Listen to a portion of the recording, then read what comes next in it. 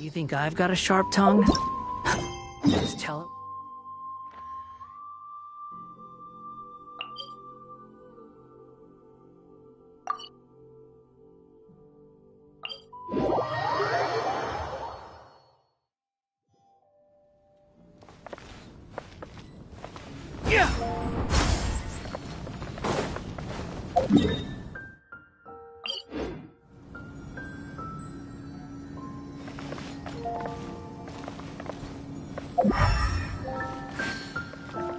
Behold!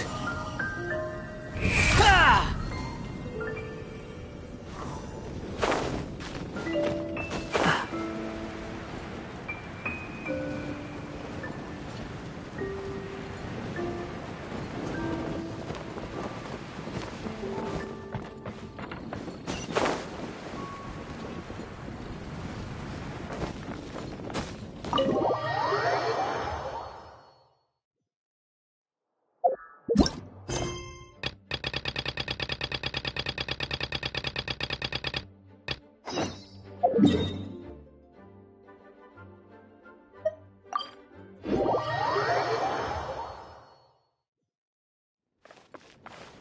Squall and Fury!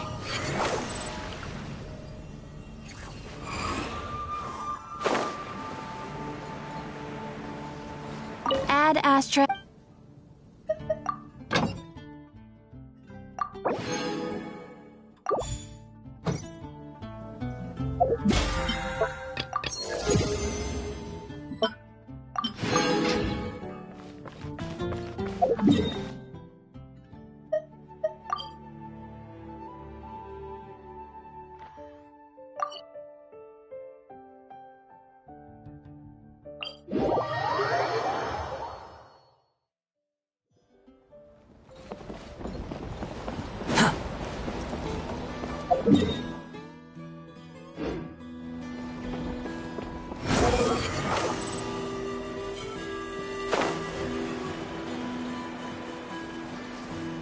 Wait, isn't that Yansan?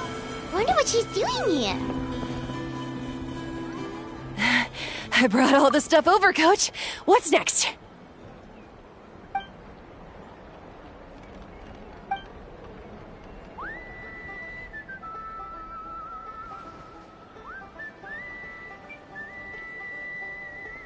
All right, I'll start by moving the boxes over. I'll help you. These things can get pretty heavy. Nah, I got this. These muscles aren't... Fine? Just prepare to be amazed. Huh?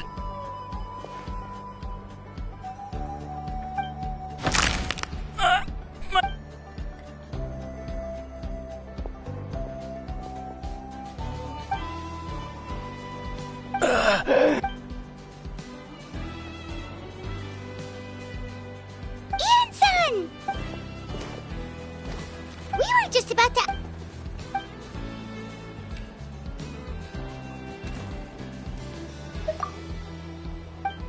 What? Kale? Of course, bro.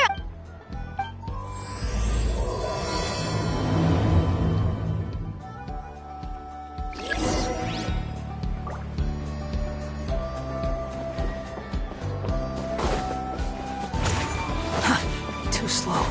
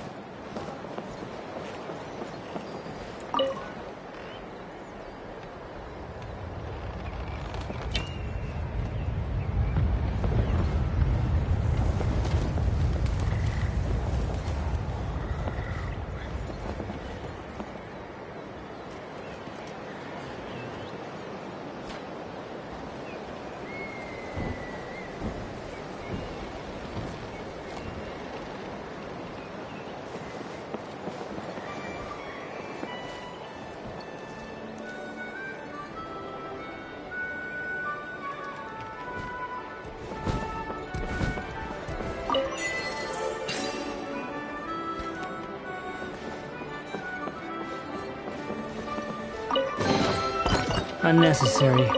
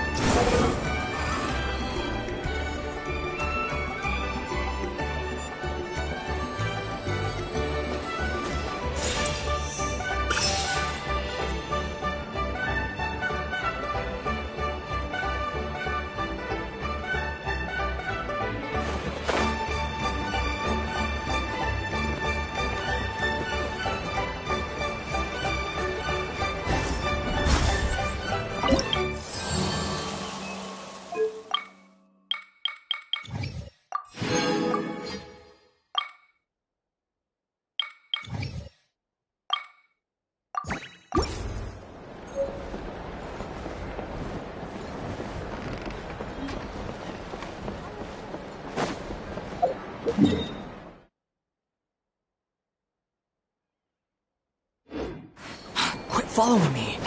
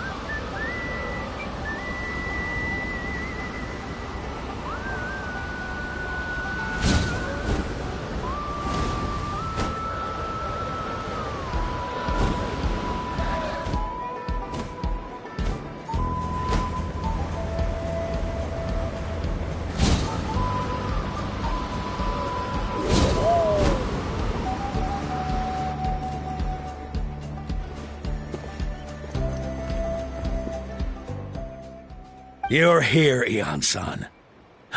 And you must be the traveler in Paimon. I've heard a lot about you. I'm sure we'll have a much better time now with your help. Cold. I'm drowning! And there's something in the water! He's on the ground, but it almost looks like he's...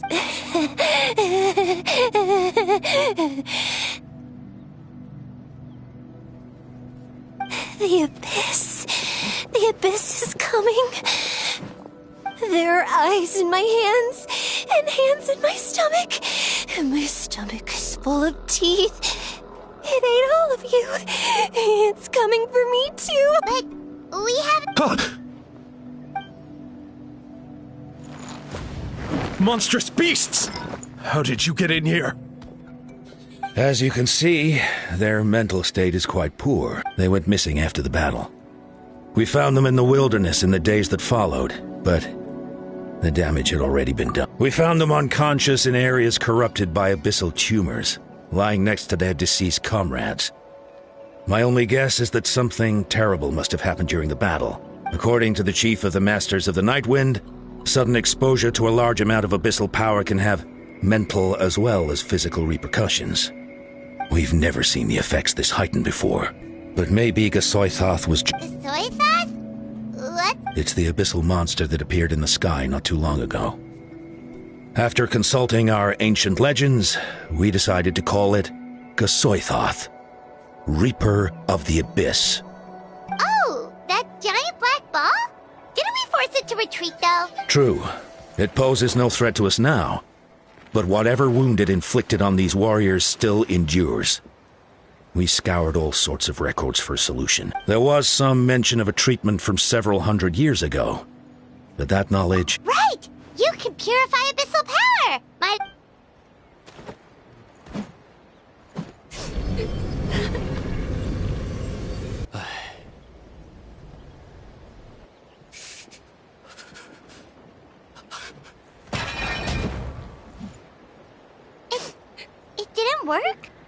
That must mean purifying the abyssal power within them still isn't enough. In any case, thank you for trying. So, what can we do now? Don't Come back to me, Gogeta! Please, don't leave. We beat Gasoithoth! They survived the battle! Are we really just gonna sit back? What is it, Aeon-san?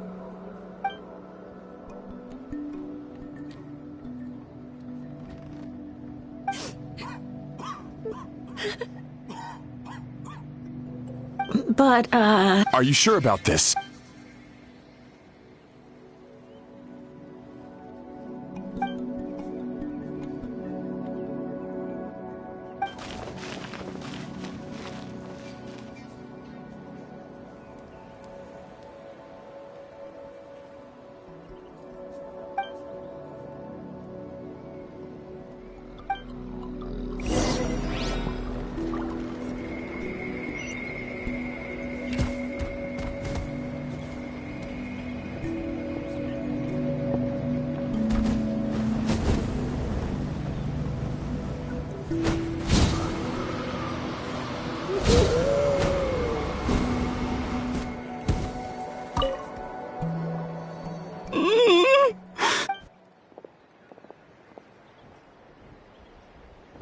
So dark.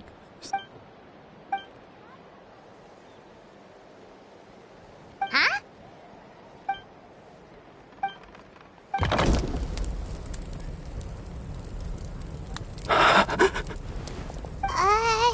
Light. Underwater. Where is it coming from? It's working! Is someone there? Please save me. No. No, wait. You have to leave this place. The water's too deep. You won't make it.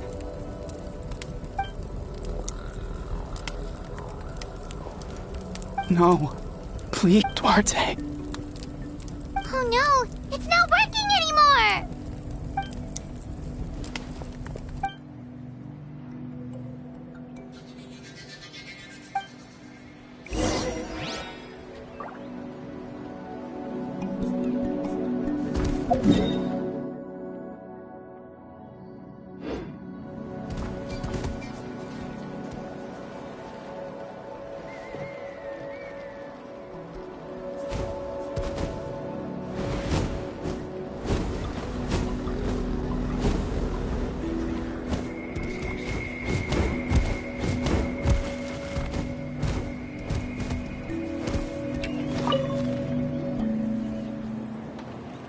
My friend.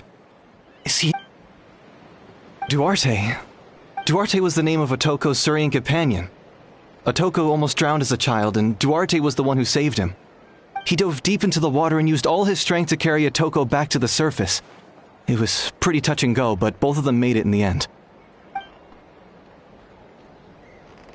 Well, you see, Duarte died 4 years ago during an abyss invasion. He was helping evacuate injured warriors from the front lines, but he was a bit on the smaller side, but other than that, he was just your average... Well, hold on. What are you planning?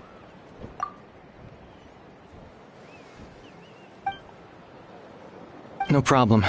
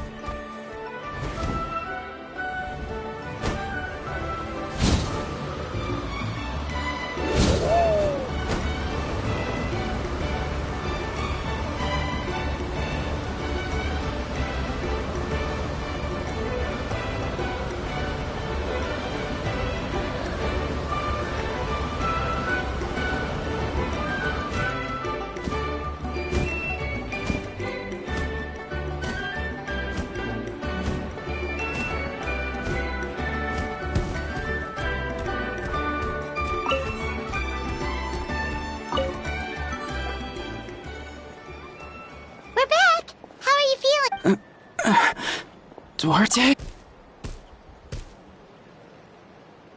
How? It's working!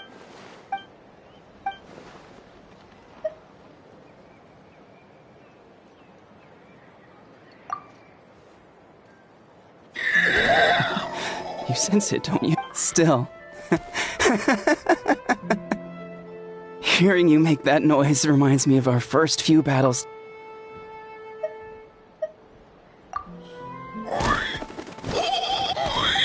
That hurt. Duarte, you have to get out of here. There's... You're gonna carry me out of here just like last time. Over a decade later, and you're still trying to save me.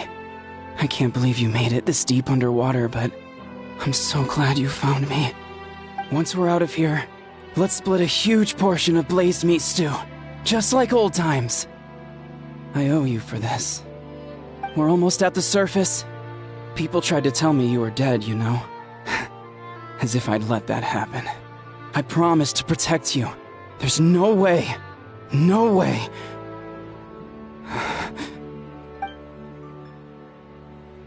No. Wait. I failed.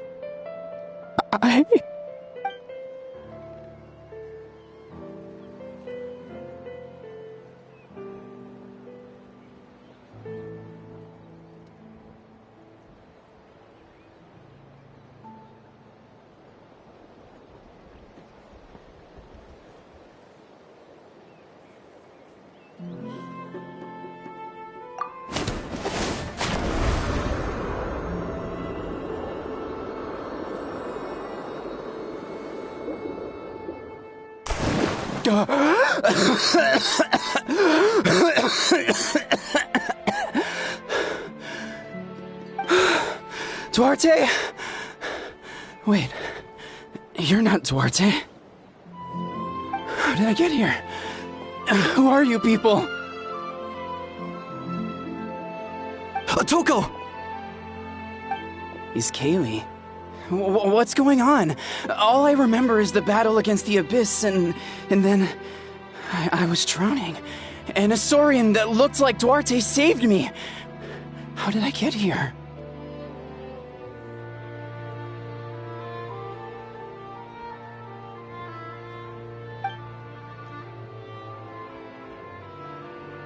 You went through all that for me?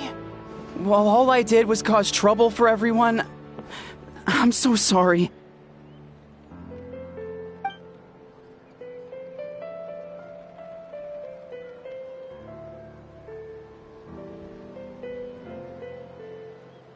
Thank you. I appreciate that.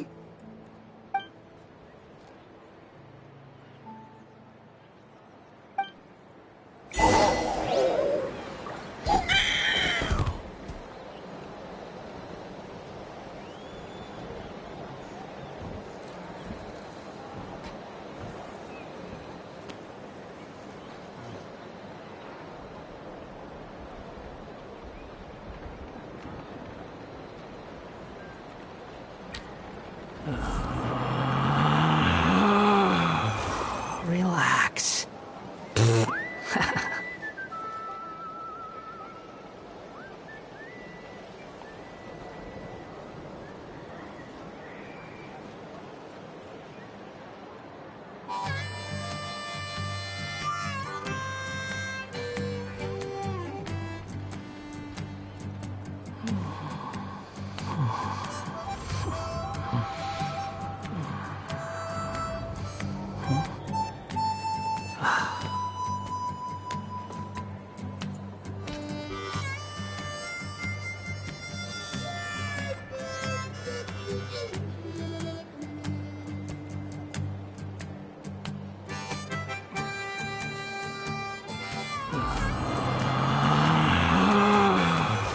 Relax.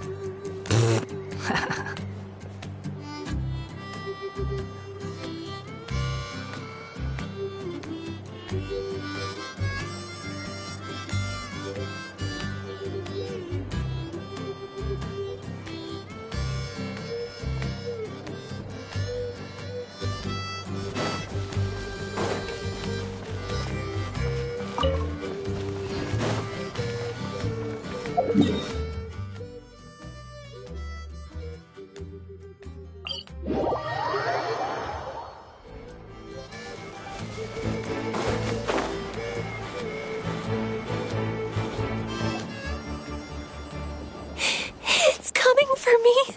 It's gonna eat me.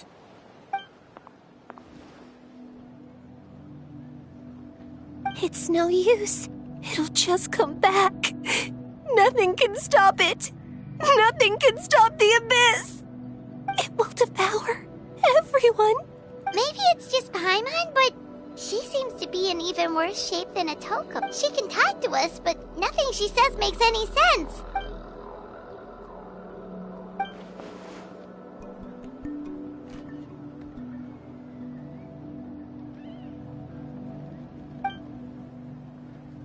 Ion-san, I heard you cured a Toko? I'm so relieved. Is there anything I can do to help?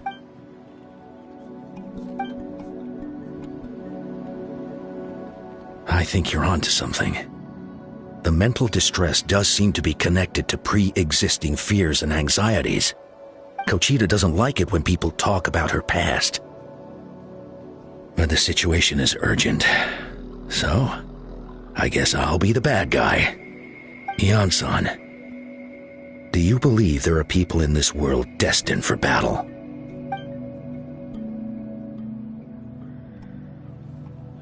Then, what about people destined to be unfit for battle?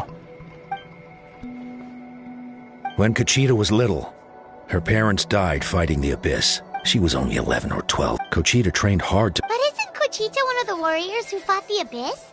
Didn't you find her unconscious out on the field? Yes, we did. You see, something changed within her several years ago when the Abyss attacked our tribe and broke into her home.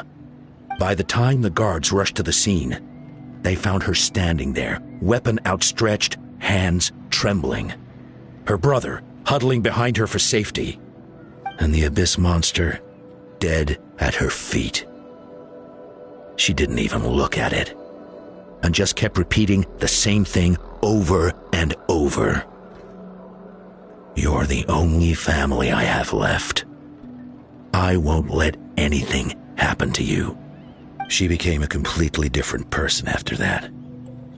She earned a reputation as a very capable warrior and fought countless battles against the Abyss.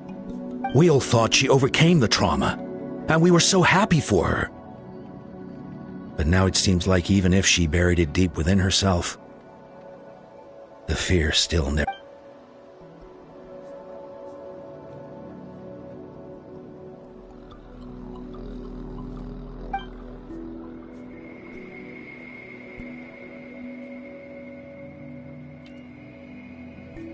How can we help her?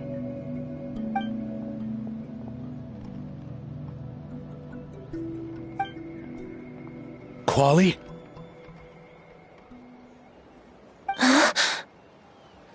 Quali, what are you doing with that weapon? Show me the monster that hurt you! I'll make it pay! I'm going to protect you this time! Calm down, Quali. That monster is already— I can do it! I don't care what it takes! I just want her to get better. She's the only family I have left. Family?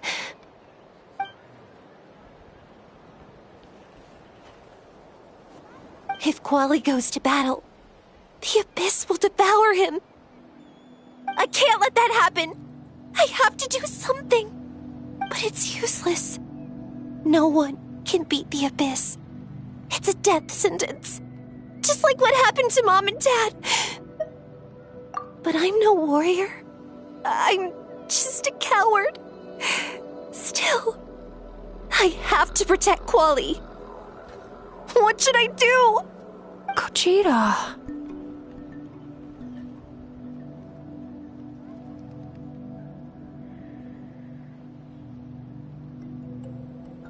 Fight it. One more time?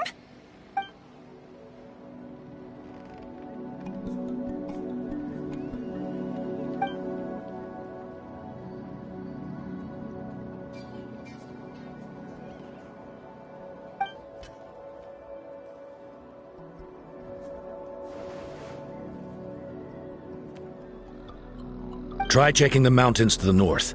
A few fled in that direction after the battle. I dispatched a team to clear them out, so most of them should be gone. But there might still be a few stragglers.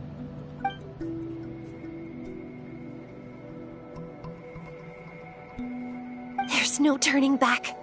I have to face it, even if it will devour me whole. I'm coming too! I'm not letting my sister face this alone! Not anymore!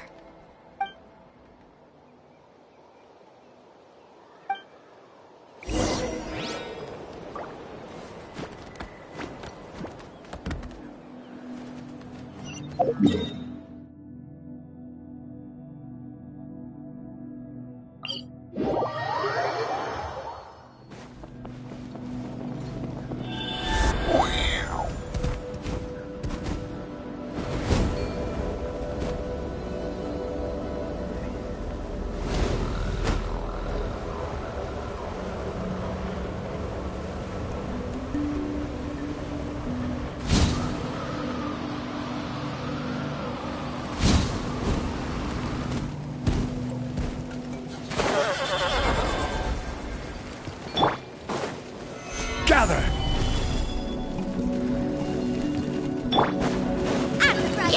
Into the fun! The wind rises.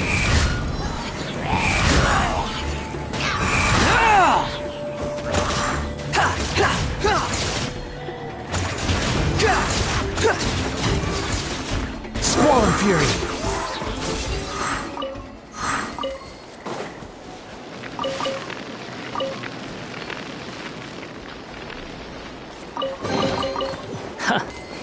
You even want this? Too slow. Quit following me.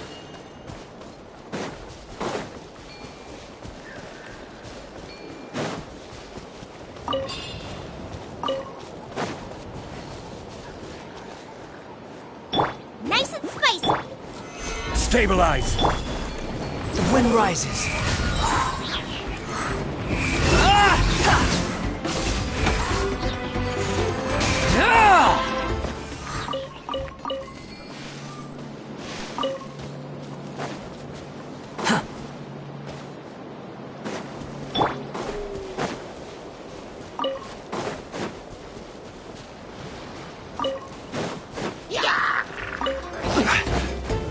Solidify! Boba, get them! Race you! Squall and fury.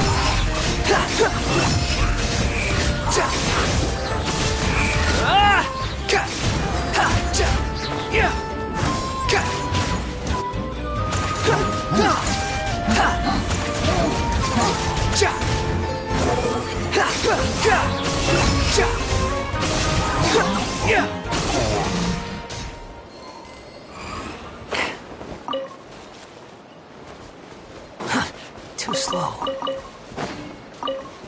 Quit following me.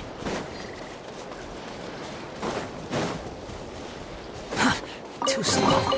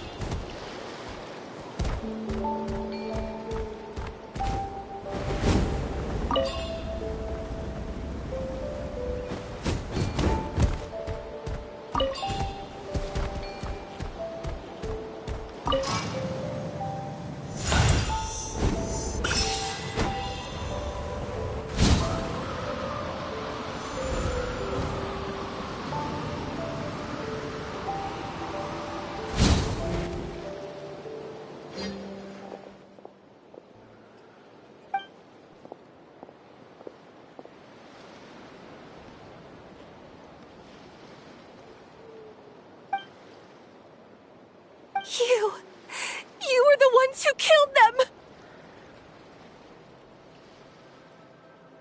As a kid, I thought my parents were invincible. They were always so strong and gentle. They seemed like the most powerful people in the world. But I can still see the image of them collapsed at my feet that night. The raging fire, the smoke, the smell of blood, the sound of my brother's cries.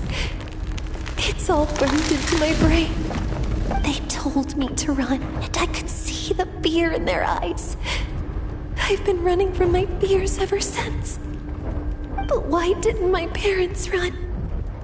It must have been because... You can do it! Because of our family. When you have someone to protect, there's no backing down. No matter what.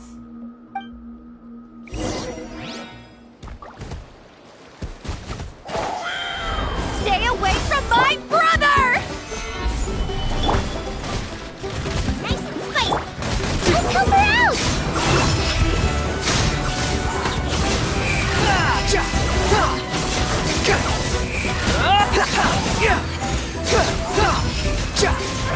I can do this. I have to do this. Wind rises.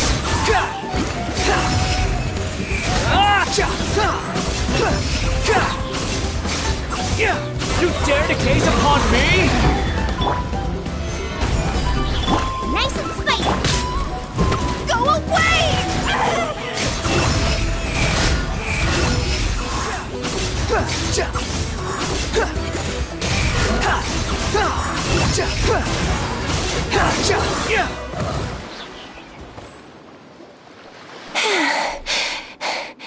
Where are the rest? Where are they hiding? That's impossible. They were gigantic beasts crawling with... No. Wait. What am I saying? Abyss monsters are not She's back to normal! Kuchita! What just...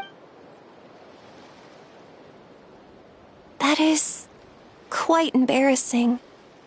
Sorry about that. I've always envied warriors who don't get scared or feel lost. It really felt like I was getting stronger over the years.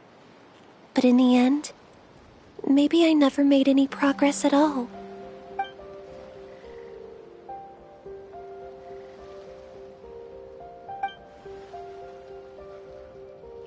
Even though we're both scared of monsters, you were always the one who stepped up to protect me. But not anymore. I'm going to get stronger.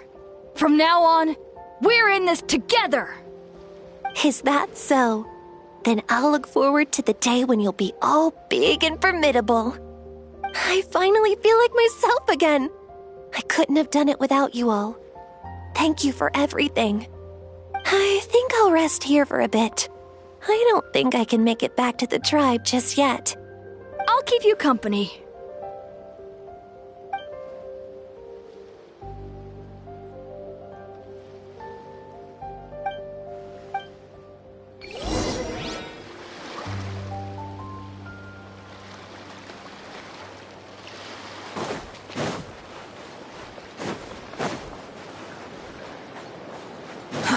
Too slow.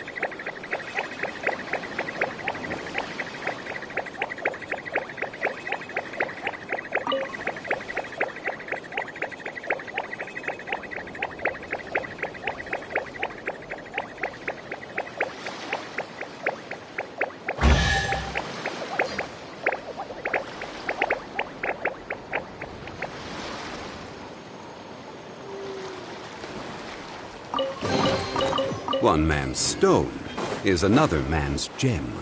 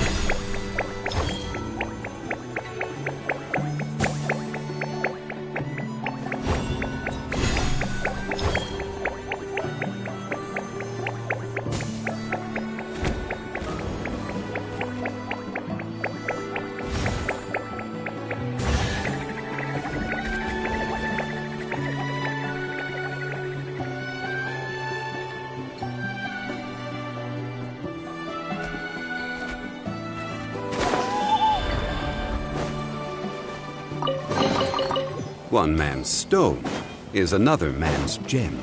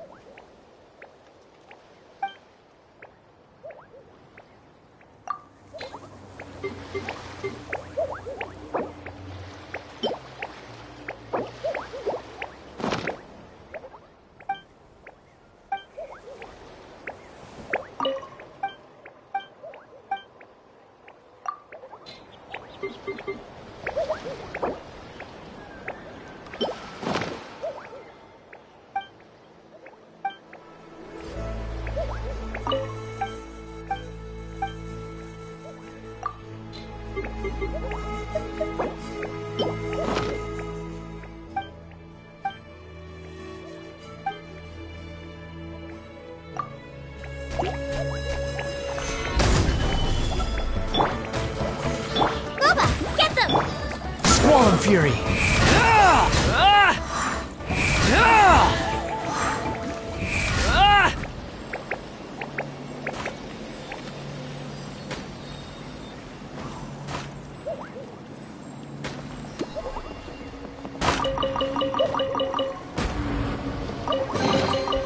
Unnecessary.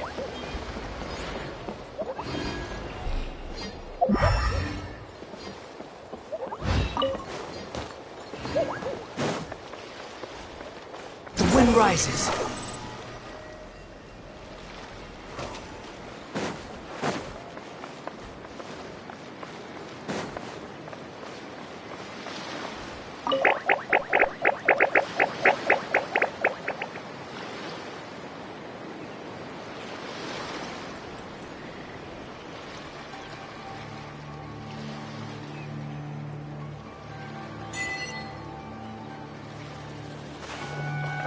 Behold!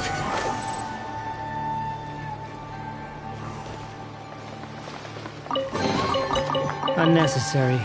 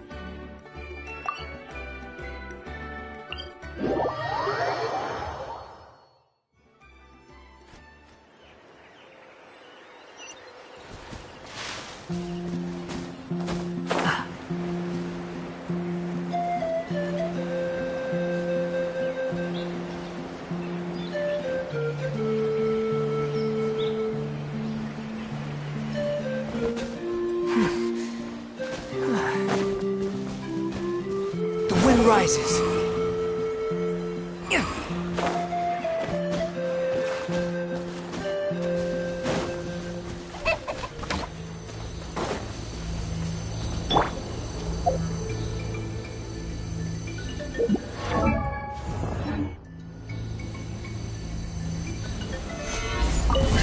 Show me your moves! Out of the frying pan! Behold!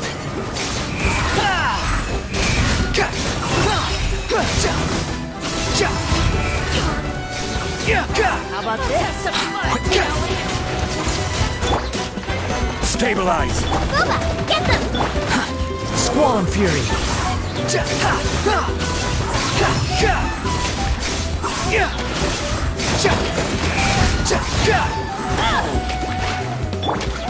Solidify! Full speed ahead! Race! The wind rises. War's over.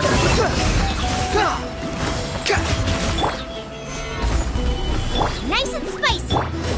Behold! Slip, slide! Blade!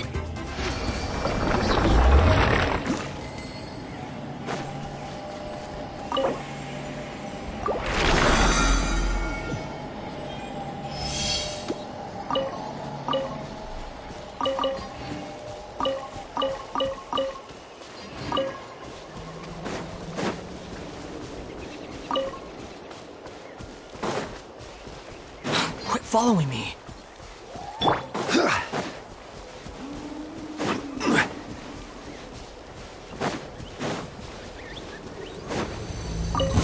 Let's go stabilize! Fight! Booba, get them! Squall and Fury!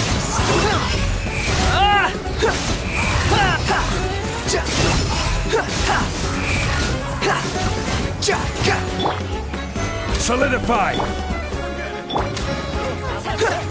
Shall we?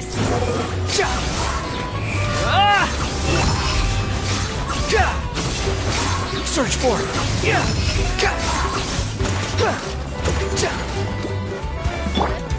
Stabilize. The wind rises.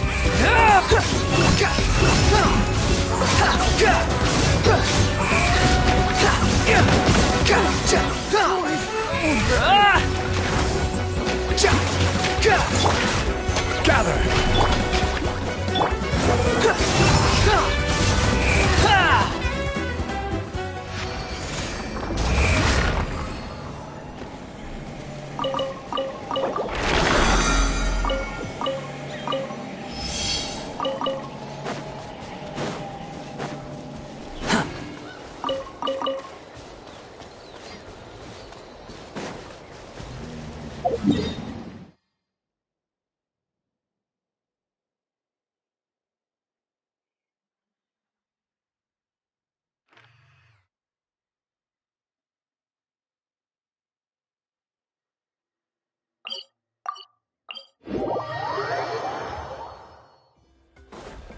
Quit following me.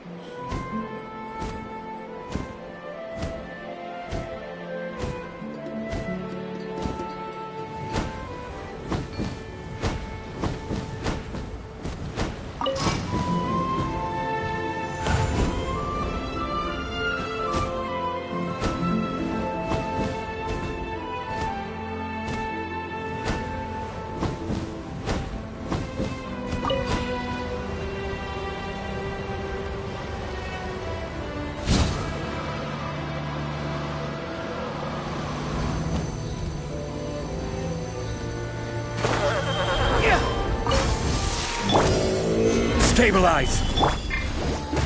Squall Fury. Upon the gate.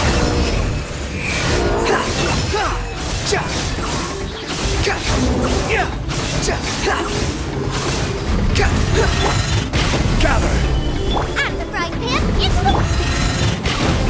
Behold.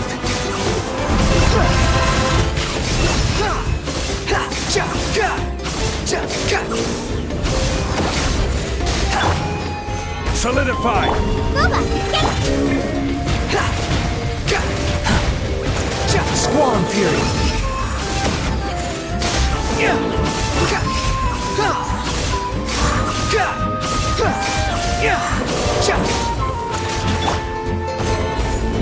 out of the frying pan, it's... Behold.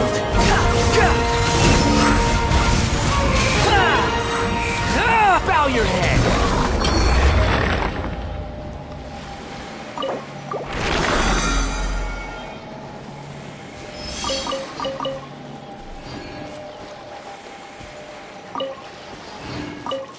Quit following me. Too slow.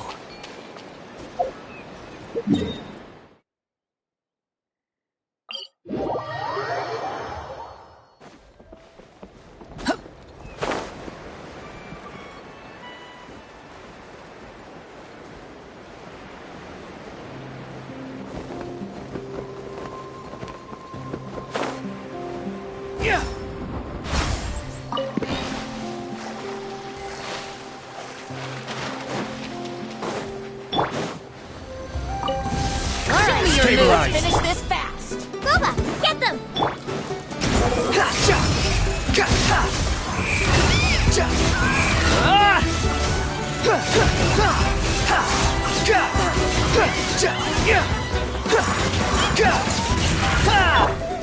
Solidify. Show me your moves. Squall Fury.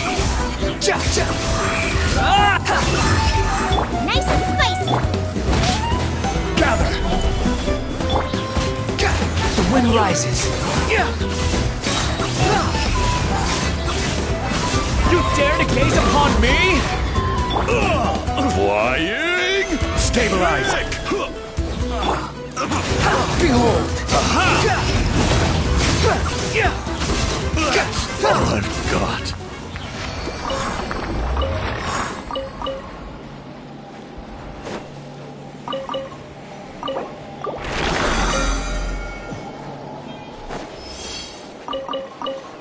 Quit following me.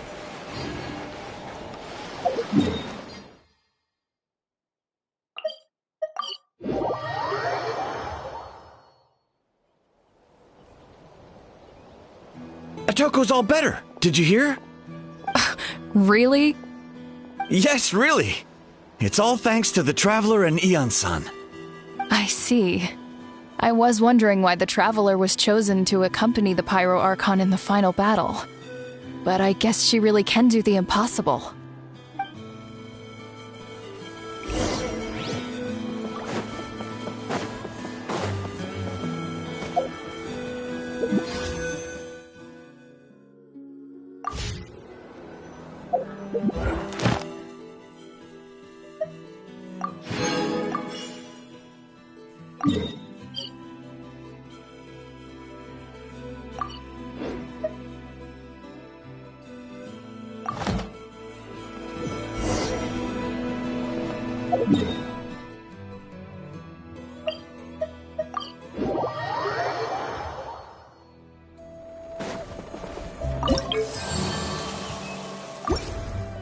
How's Okotland doing?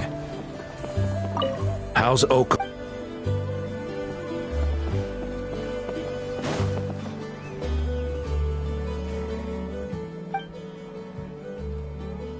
Yeah, honestly, we only found a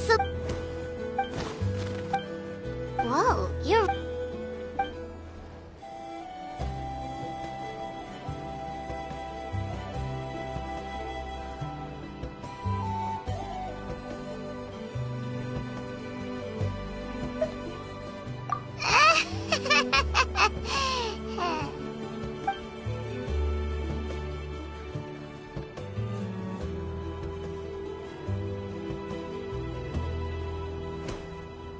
That sounds like something Paimon could do, but would that really change anything?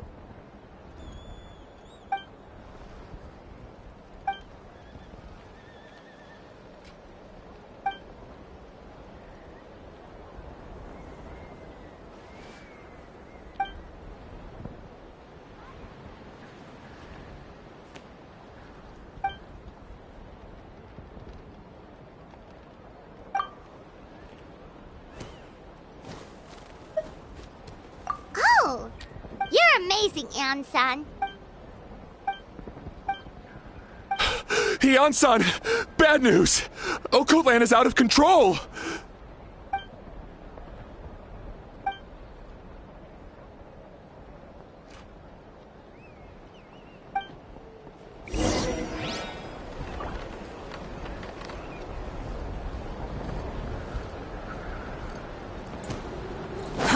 Too slow.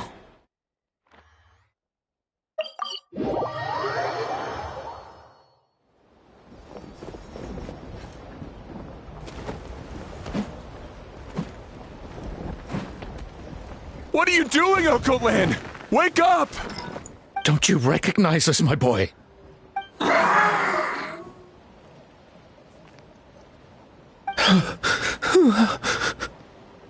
The Abyss monsters are everywhere. Everywhere.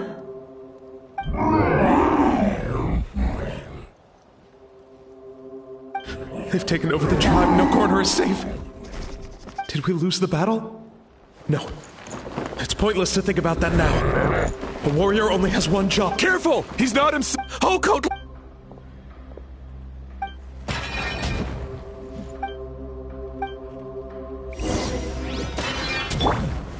Gather!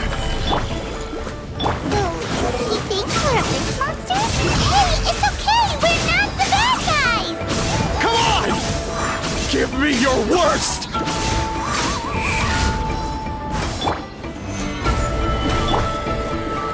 Motion to Wretched Abyss! Get out of my tribe!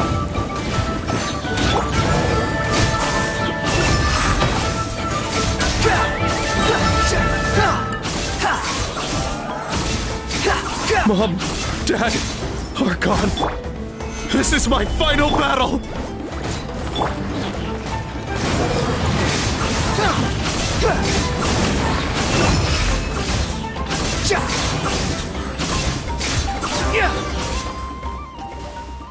Please, son, you've got to stop. You can't keep going like this. Wretched monsters! Give me my... Look, Uncle Lan! That's your father! Get out of my home! I'll never forgive you!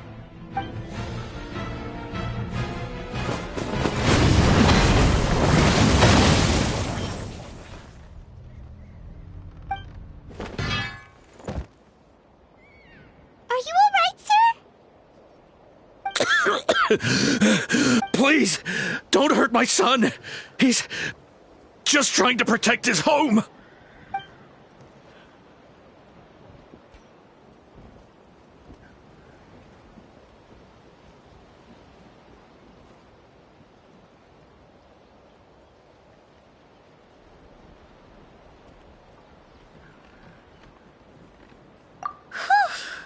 But what should we do now?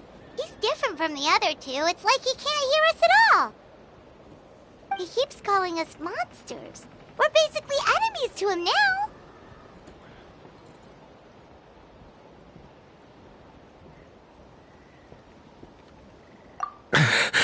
Oh, Coatlan.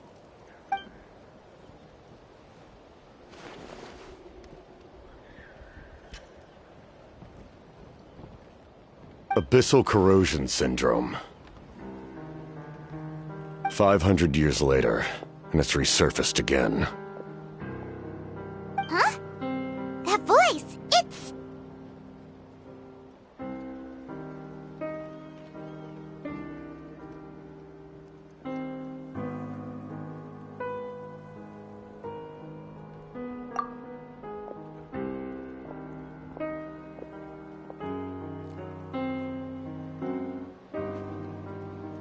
Direct contact with high concentrations of abyssal power causes irreversible mental trauma in most people. The exact presentation will vary according to trauma level. Some will suffer from superficial hallucinations and maintain the capacity to perceive the outside world. In such cases, verbal and physical interaction can be used to break through the hallucination. However, there are also those who are so far gone, entrenched in hallucinations so deep, that medical intervention is the only option. That's why we developed the Drought of Lucidity. The Draft of Lucidity? It's a kind of medicine that can dispel the psychological impact of the abyss. The treatment comes with severe side effects, including chronic migraines for the rest of the patient's life. So, it's reserved for the worst cases. This man is a devoted warrior, one not easily swayed from battle. That is precisely why it's so difficult to pull him out of this hallucination. If you trust me to be true to my word, give him this.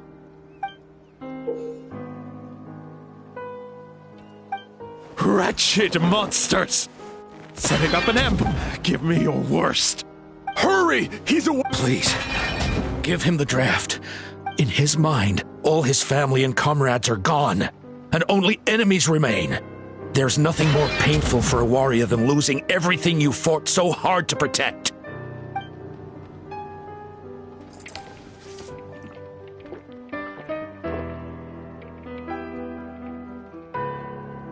Monsters!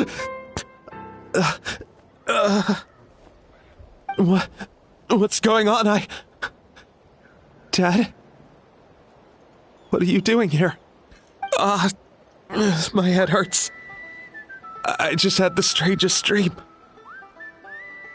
I dreamt the Abyss took over the tribe. It's all right, my boy. It was just a nightmare. Let's go home. You need a good night's sleep. But first, I want to thank you for saving my son. May I ask your name? Just Capitano is fine. I owe you more than words can say, Mr. Capitano. My name is Mune. You're welcome in my home anytime. Time to go, son. Can you stand?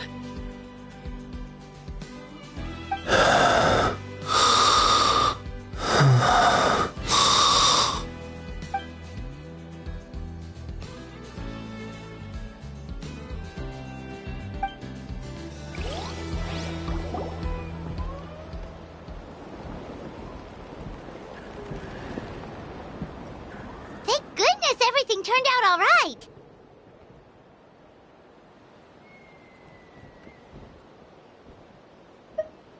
Think nothing of it. I agreed to offer you my aid, so this is merely a part of that duty. Besides, I care deeply about this land. Right! When we were with Moika, you told us you and your soldiers defended Natlan against the Abyss 500 years ago. That's right. My desire to protect this nation remains unchanged. When my platoon arrived in Natlan 500 years ago, like you, we were true outlanders. But as time passed, I encountered the people of this land and witnessed their desperate struggle against the Abyss. Though many of the warriors were rash and inexperienced, they were steadfast and fearless in battle, willing to do anything to protect their fellow citizens, oftentimes with complete disregard for their own survival. Just as I fought for the glory of Conria, they fought for the survival of their nation. We happened to share a common enemy, so I decided to offer my aid. We fought side by side to the very end. I traveled to many places after that, but I never forgot this land. Even now, my work in Natlan remains unfinished.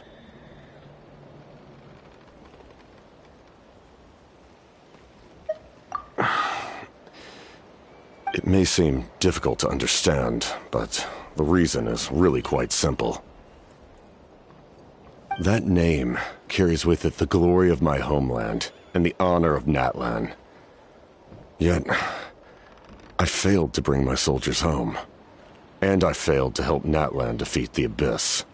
But that's not your fault. The Abyss is way stronger than any of us imagined. You need not comfort me. I am no longer who I once was. Let the events of the past continue to collect dust in the annals of history. I will continue to help Natlan in my own way. Like, with the draft of lucidity? Who knew you could make medicine? Were you a doctor before? The drought was Guthred's invention.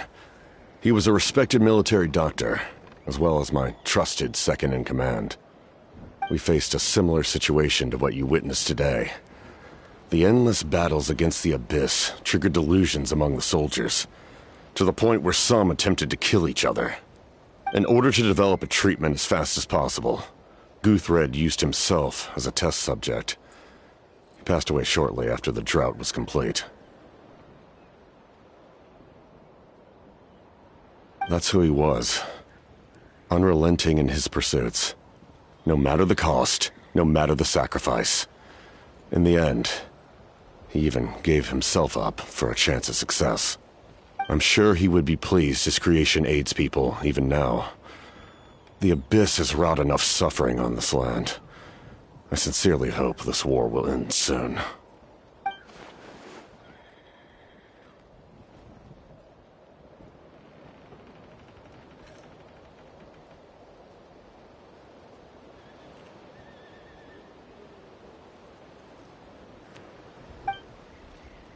Stop worrying about other people's survival, about their losses and sacrifices. You just need to win.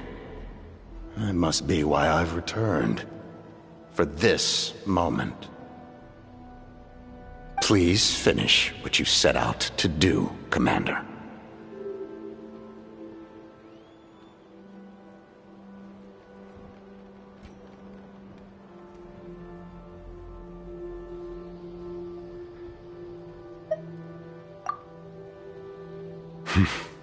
You're more perceptive than I imagined. However, some things are better kept secret for now. We may be working together, but our goals are not entirely aligned. What's with the secrets all of a sudden? I'm starting to think we should be more careful around you. I do not mean to jeopardize the trust between us. I simply prefer to keep this to myself, because it's a personal matter. All I can tell you is this. Natlan may have survived the worst of the crisis, but the souls of this land are still not at peace. And that is why my work is not yet done. Well, if it's personal, then we'll just have to trust you. If you have other questions, I'm willing to answer them. Wait, like anything? Paimon wants to know how you eat with the mask. Anything you want to ask, Traveler?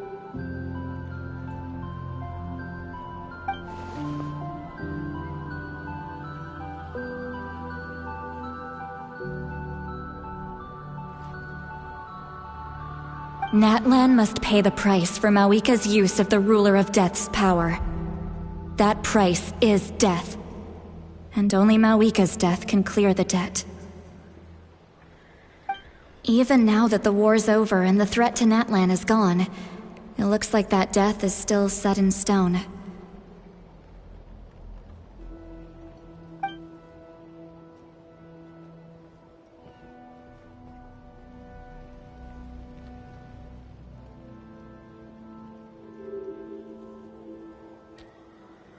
In the garden cultivated by the gods, flowers and weeds grow side by side. When the weeds compete for nutrients in the soil, the gardener intervenes to inhibit their growth. I'm not one to pass judgment based on my own standard of right and wrong. But it is an undeniable fact that she is responsible for my suffering, as well as that of my people. If that explanation is too difficult to understand, allow me to show you exactly what I mean.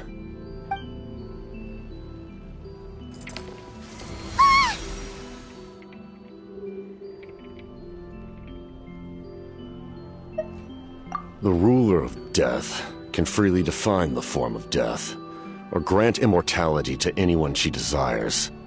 Her power is a rule in and of itself. Faced with such an overwhelming level of power, it can feel hopeless to resist. But I am of the belief that, in this world, no destiny is unchangeable, no death inevitable, and no rule unbreakable. So, before the final moment truly arrives, we must fight harder than ever.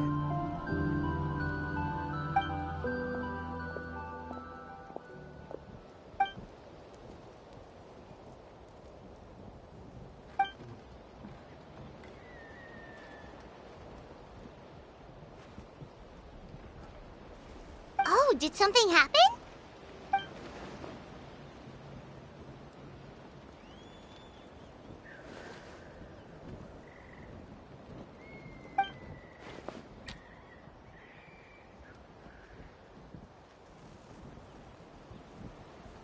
This is a critical time for you, Traveler. It's best not to delay, so let us end our conversation for now. Best of luck to you all. Goodbye.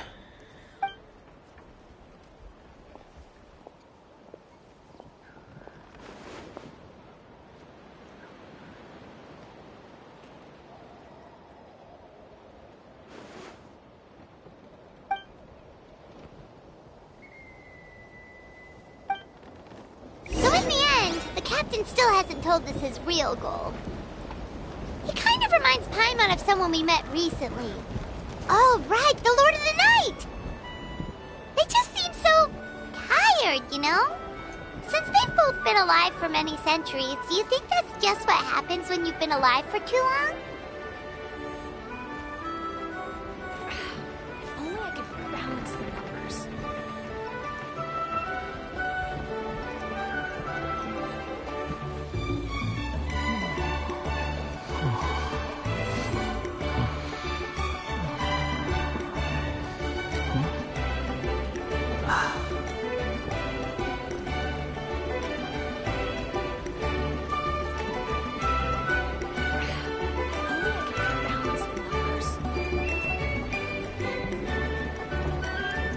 You think I've got a sharp tongue? I just tell it like it is. If someone can't handle it, Maybe that's their problem.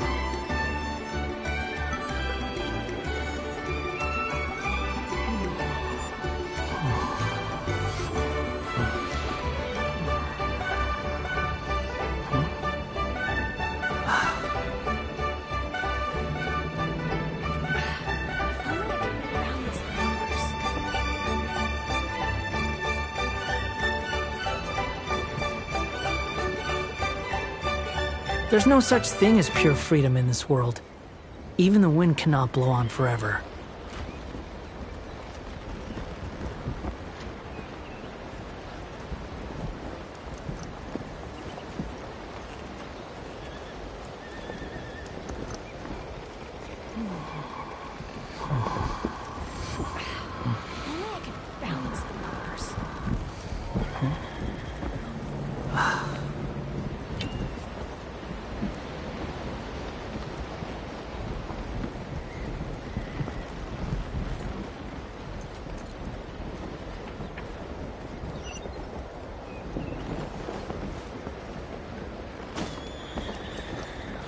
Rises.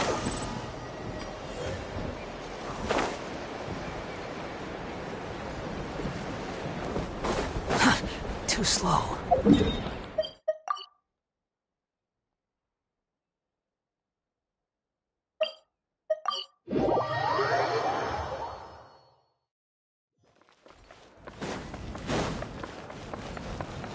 Quit following me. Quit following me. Squall and fury.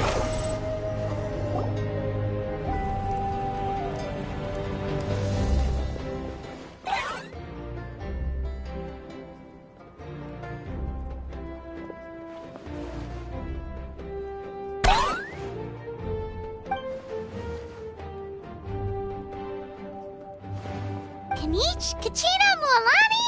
Woo! Everyone's here! Reunited at last. I brought candy and cookies. Of course we missed you! Ooh, you brought Source crackers too? Score!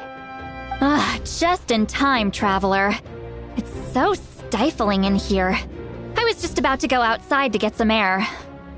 It's the same temperature outside. Anyway, how was the trip here?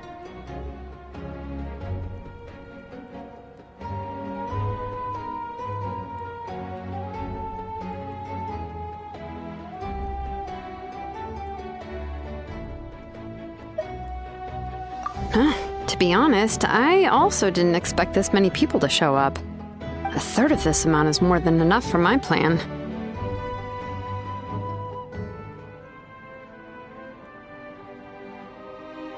I need to ask them about you, gather their thoughts and hopes. That will help the formation of your ancient name. Oh, you brought the Pilgrim's Chronicle, right? Yeah, let me take a look. Okay. The progress looks good. We have enough people, so let's get started. Sorry I'm late. Chaska showing up late for something? That's a first. I had to follow a group of monsters further than expected. When I got back, I heard about what you did for my tribe. Thank you.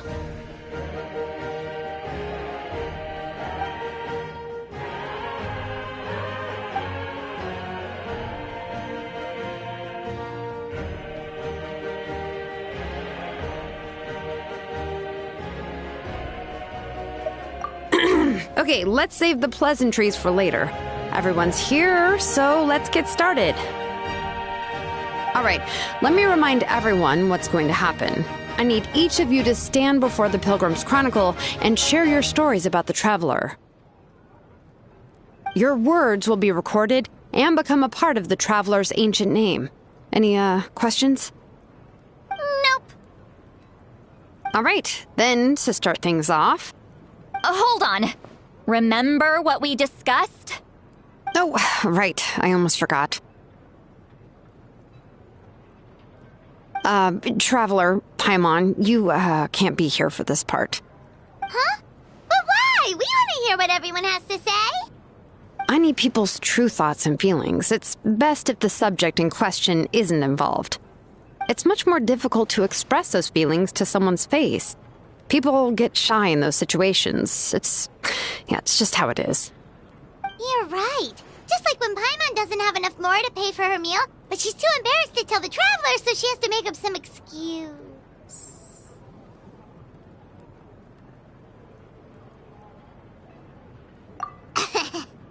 So basically, you want us to leave the Pilgrim's Chronicle here and wait nearby? Oh, don't worry. This shouldn't take long. Everything Shilonen said made sense, but did you see Sweet Lolly's reaction back there? She was definitely the one who decided we should leave. But staying out here is just making Paimon even more curious about what everyone's gonna say. Anyway, you're gonna have an ancient name soon. Ooh, that's so exciting! Feels like we've been in Natland for quite a while already, doesn't it? You're right! If only Paimon could say a few things about you in there. Well, looks like you're about to have that chance. Shilonen, is everything all set? Almost. We're just missing one last thing. You've been by the Traveler's side the longest, Paimon. We need to hear what you have to say. But Paimon's not from Natland. Oh, it doesn't matter. As a Traveler's companion, your contributions are extremely important. You're the perfect person to finish the story. Sorry, Traveler. I just need to borrow Paimon for a second. It should be quick.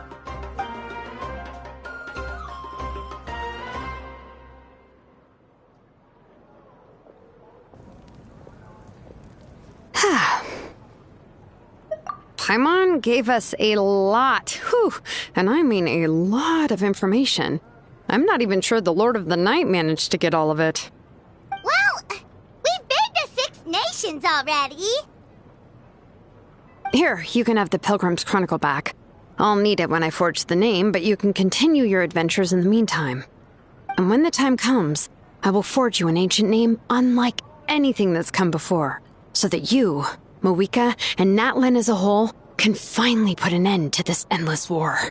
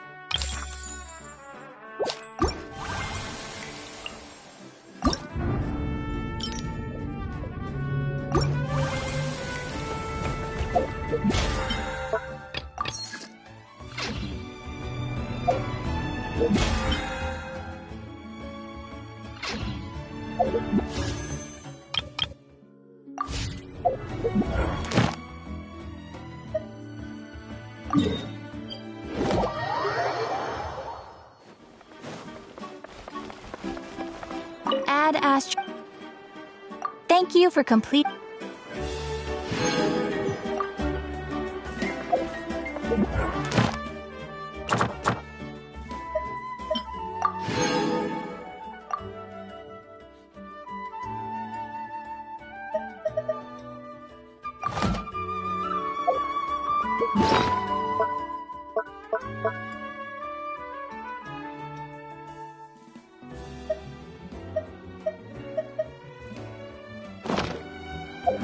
You think I've got it?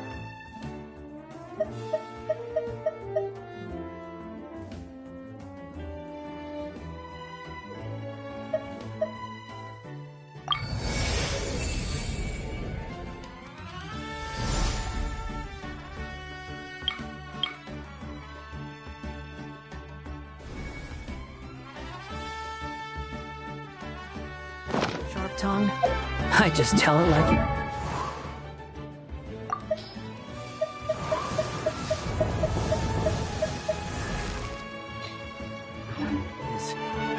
someone can't handle it.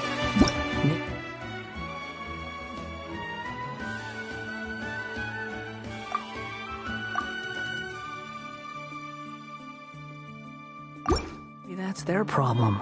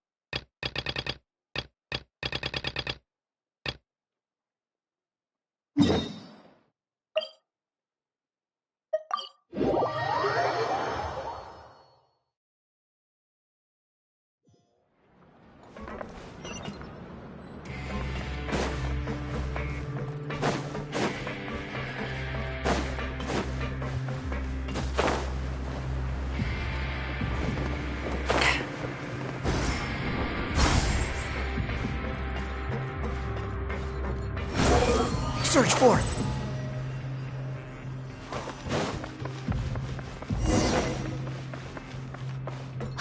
It's Monsieur Nervalet.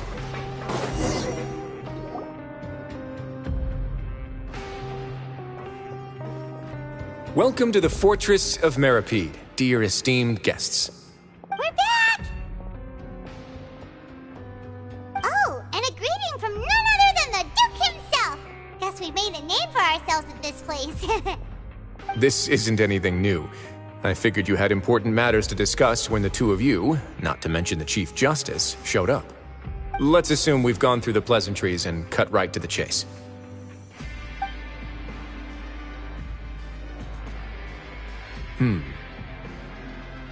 I do remember a thing or two about Domenico.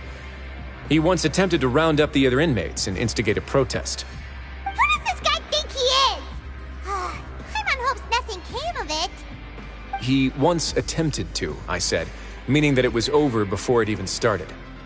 And now he's threatening Melazines, is he? To be honest, Domenico doesn't seem like much of a conspirator. The fact that the three of you bothered to personally investigate raises a flag. Is there something else going on behind the scenes here? He's got the same concerns we do. I am concerned about this incident because something similar has occurred in the past. I wish to meet Domenico in person and have my questions answered. That's an easy one. Let me think. I think he's at... Oh, did I hear someone say Melazine? What happened? Sigewinne!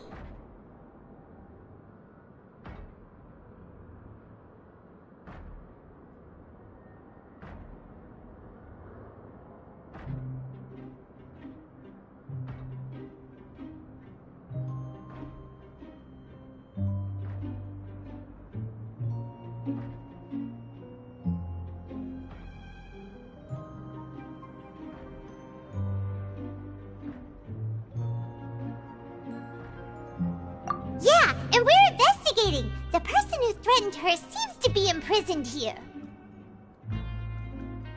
Really? Is Kiara gonna be okay? There's no need to worry. Clarande is protecting her as we speak. Well, that's great. But if the criminal's still... Is there anything you can do about this? Ah, head nurse. Do you require me to personally deal with the criminal? Wriothesley. Okay, I get it. I'll bring Domenico to you. That's your only demand, correct? Think of it as more of a humble request. I'm here on my own accord, not to formally transfer a criminal for trial. I urge you to set aside any concerns. Thanks for the trouble. Consider me in your debt. Whoa! If Paimon were the Duke, Paimon would take this chance to ask for something really important. Well, were I still a criminal, I'd probably ask for a lighter sentence. But I'm sure Monsieur Neuvillette would reject that. But enough jokes. I'll look for Domenico and bring him to you. Make yourselves at home. Our dear head nurse has mentioned you quite a few times, so I'm sure she has a lot to say. Please come with me to the infirmary. Ah, and watch your step. There's some pretty dark areas, so make sure you don't trip over anything.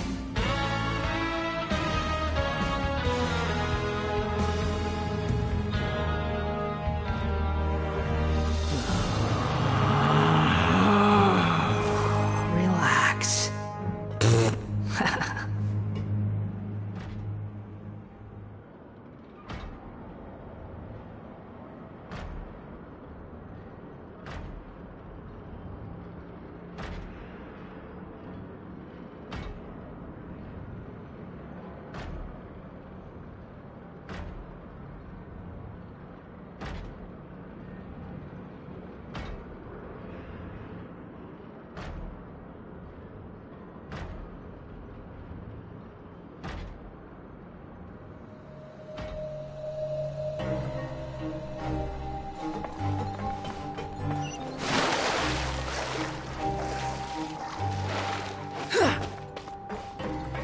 Behold! Search forth!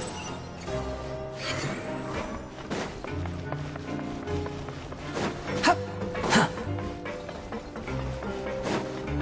Quit following me!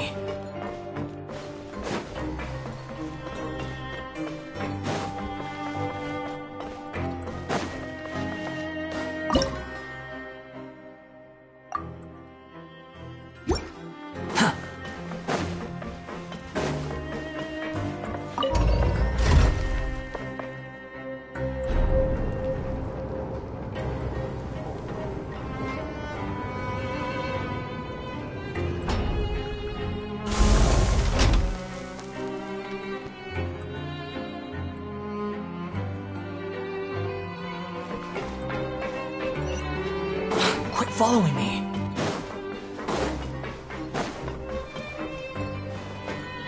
Hup. Huh.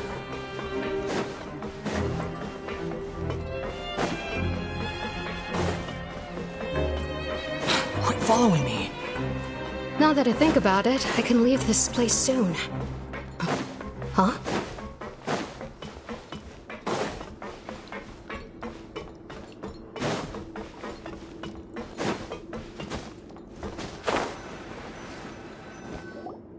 Please rest here for a moment. Oh, and thirst is a warning. I'll bring you some tea. Typical. Why aren't you two sick? You noticed them too. The badges they wore on their chests looked quite familiar. Familiar? Paimon didn't even realize they were wearing them. But if both of you say so, let's go ask them about it.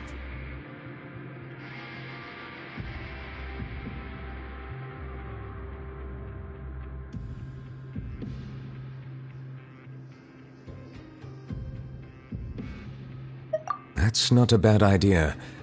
I will stay here and wait for news from you.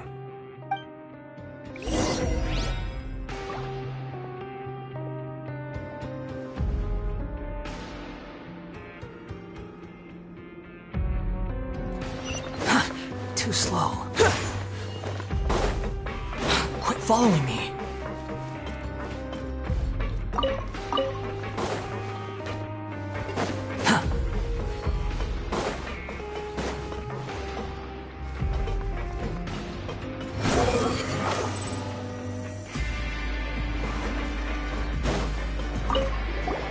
Anything you need? Oh, this? What's that? We have a very long history. We have never had many members throughout. Helping each other is our purpose. Sounds like a pretty... But people won't give us a hard time.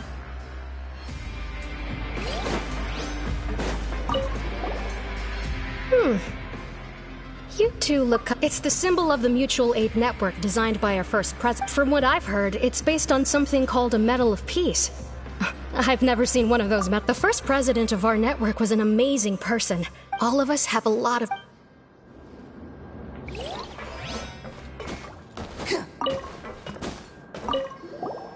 Interested in joining the mutual? If you'd like to learn more, our slogan may have evolved over here. We should have gathered enough information. Let's head back and talk to Neuvillette. Fury.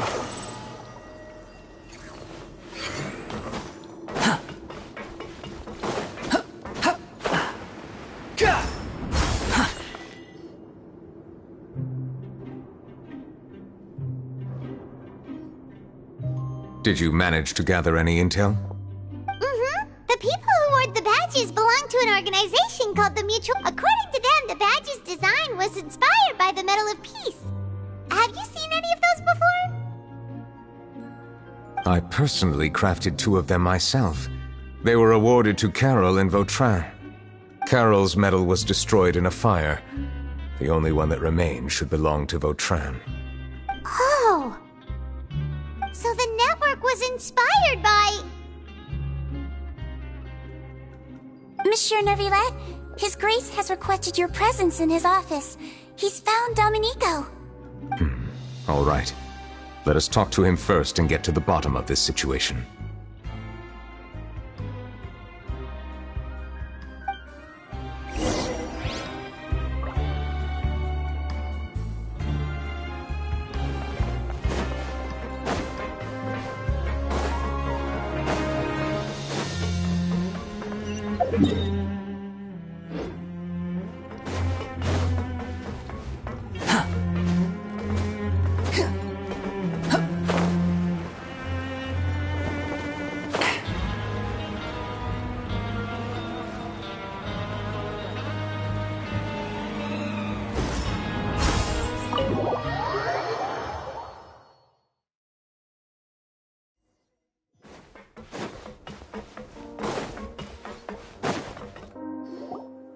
Allow me to introduce this fine gentleman, Domenico.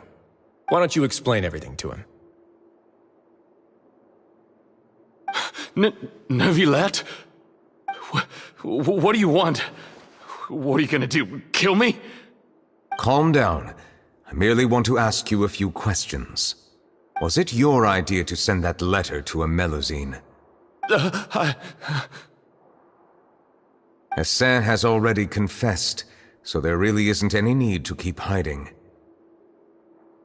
That idiot! I can't believe I trusted him. Let me ask this another way. It was your idea to send that letter, correct? Yes. Who is pulling your strings? What? You're not trying to frame me for something I haven't done, are you? It's best if you realize the gravity of your situation. The Chief Justice of Fontaine has been personally investigating your case. I assume your previous attempt to incite unrest at the Fortress of Meripede has something to do with this as well. I admit I acted on impulse. I'll tell you the truth. But before that, you must ensure my safety. I can do that. You see, we're all reasonable people here. I only intended to do some small business at first. Someone contacted me about delivering some goods and promised me a generous sum of more in return. After making a few trips, I was suddenly approached by the Marechaussee Phantom. They accused me of smuggling prohibited items, and I was put on trial. But I refused to accept any of that. The ignorant can be rightfully absolved from guilt, right? Well, I suspect that someone got me locked up here so they could get their hands on my goods.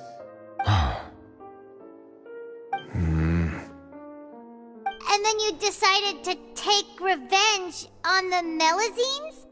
Over that?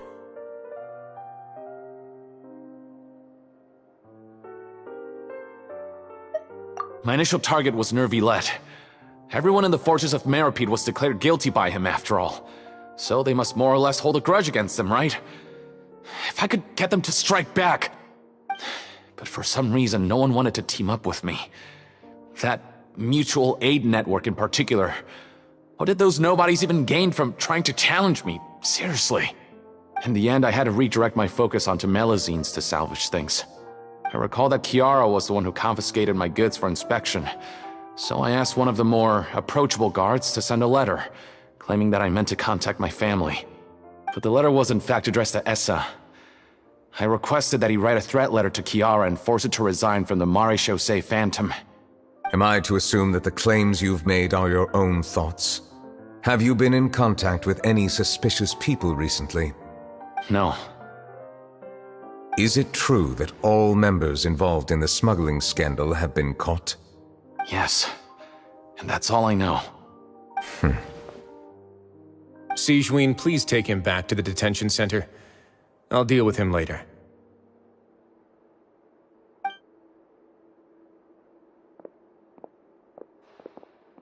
So, Monsieur Neuvillette, you were concerned that there might be a shadowy faction looking to capitalize on the delicate situation with the Melazines to stir up greater chaos? Yes. I experienced a similar incident in the past, so I had to be prepared for any possibility. And how long ago was this incident?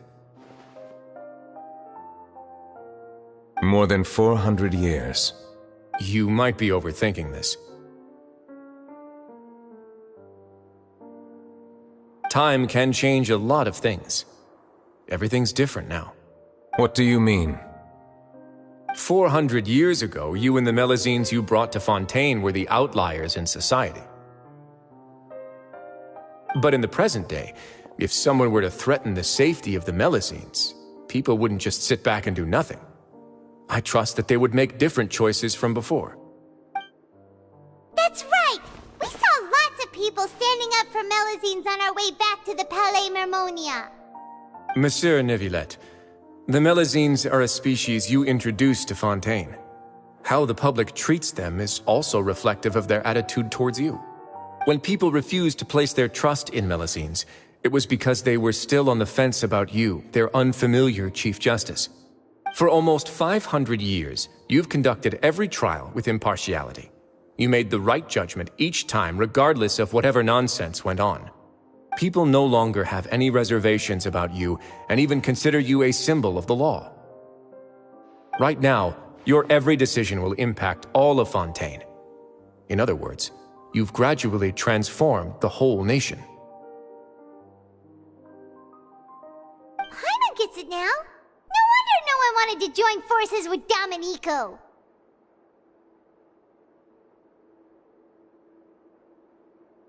I am undeserving of such high compliments.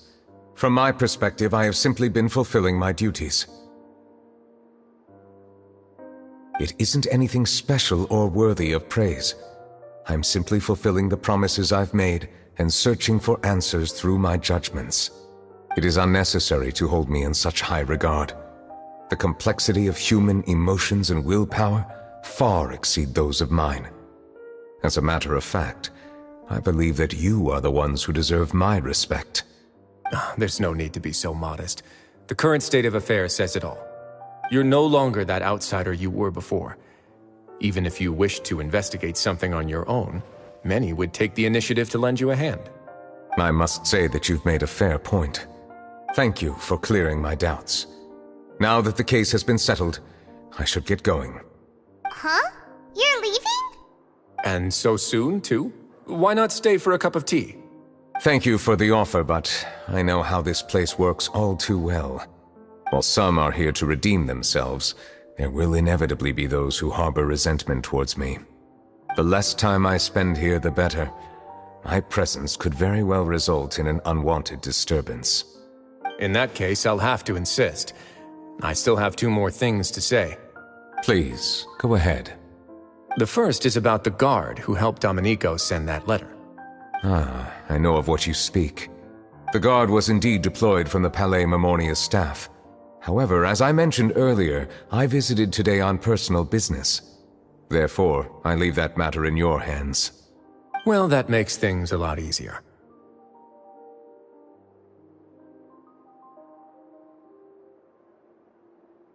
Hey now, don't let your imagination run wild. Those from up there have a tendency to sympathize with others. However, down here, such thoughts will put you at high risk. I'll have a chat with the guard and remind him to take precautions in the future. I see no issues with that. Great! That's one thing out of the way. What's the other thing you wanted to say? The other thing was born from my own sense of curiosity. Now, I've heard that you investigated the mutual aid network. Is that right? Yep. Neverlet thought their badges looked familiar. I noticed the small gang as well when I first took over the Fortress of Meropide. They were not great in number, but every member always made sure to stand up for what was right. I've looked into their founder, Vautrin, who once stood trial and was sentenced to imprisonment in the fortress. According to existing documentation, Vautrin remained disciplined throughout his imprisonment. He had never once engaged in physical or verbal aggression. In other words, how he presented himself in prison was very different from his behavior in court. What?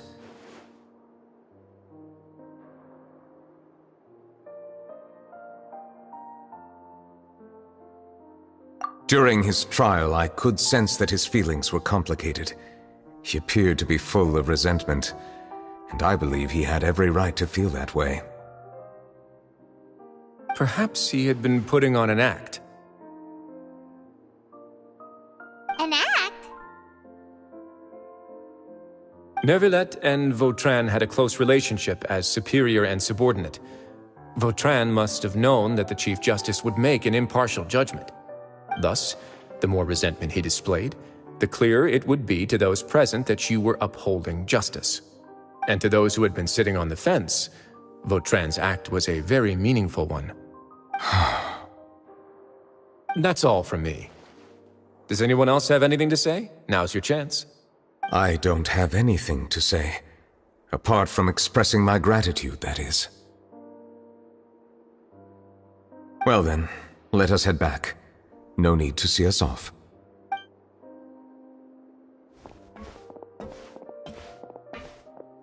Please, take care.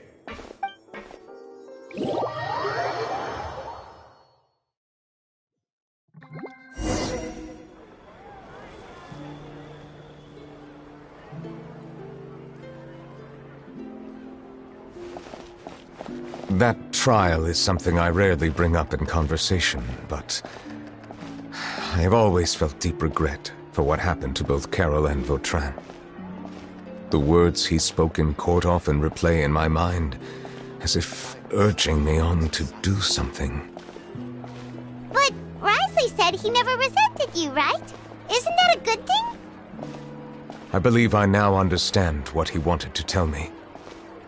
I feel conflicted about those words. How should I describe it? Surprise, relief, fear, and regret. But this blend of emotions has led me to finally understand some things. I would like to hear your thoughts, too.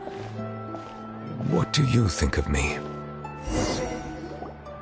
Paimon agrees with everything Risley said.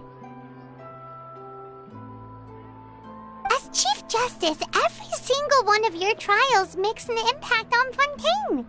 What do you think, Traveler? Hey, any comments? What I really think is, every trial you've ever judged has left its impression on you. And that's what makes you who you are today.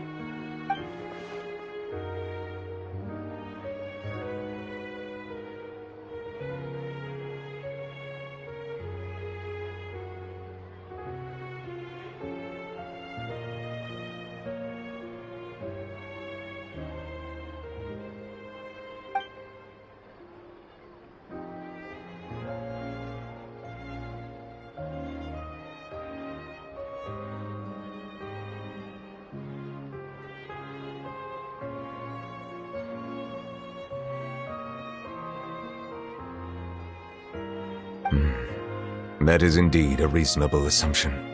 As I said, I find it difficult to express my emotions because I cannot fully understand myself. But I trust your judgment. Since some time ago, I have begun to notice the changes that have occurred upon my person. These changes were not due to any specific occurrence, but emerged as a result of time itself. I will try to contemplate this further. Thank you both.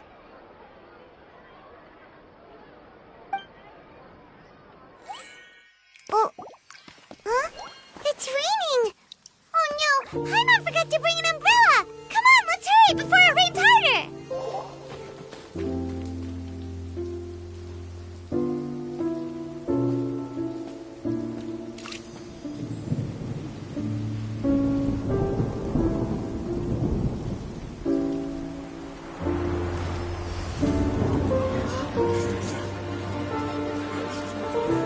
It's raining again? I've had enough of this weather. There go my travel plans. Did you read the news this morning? Quick, put away everything on the clothesline. When is this rain going to stop? Hydro Dragon, don't cry!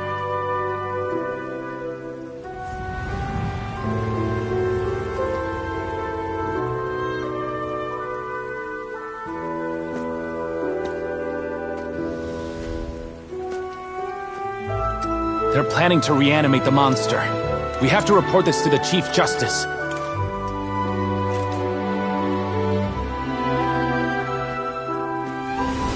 The Fortress of Meripede. It's a good place for me.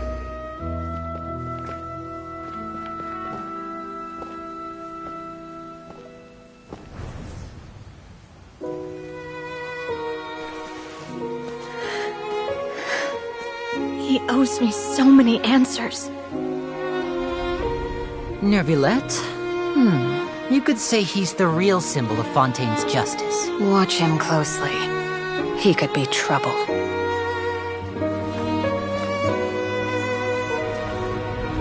How can two completely different species possibly coexist? Who's been threatening Melusines? Show yourself!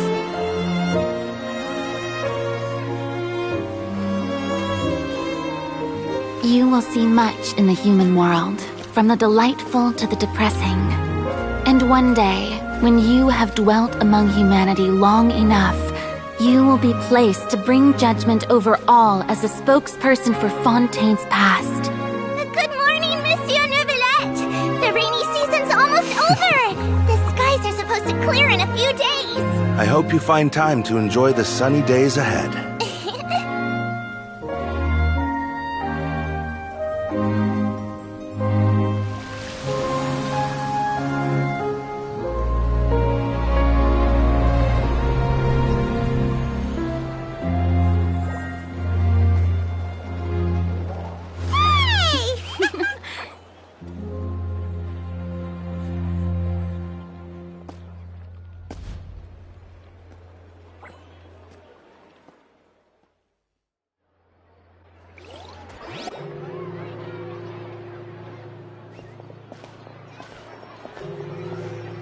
Is the matter resolved?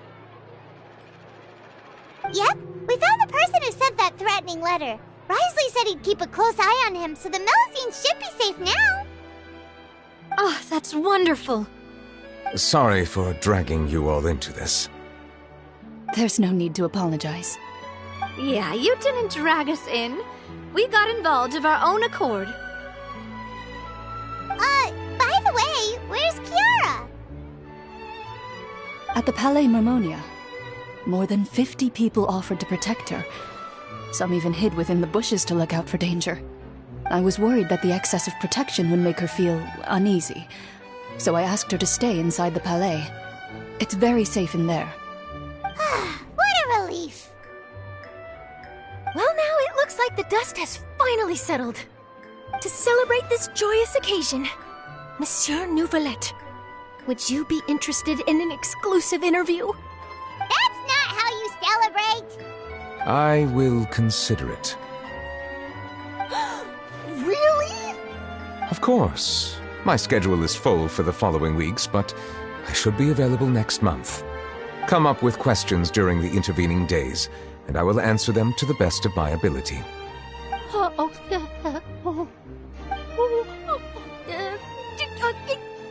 Yes! Thank you so much, Monsieur! Now, if you'll excuse me, I must head back to the Palais and issue a communiqué to publicize our investigation results. I hope it will assuage the concerns of all.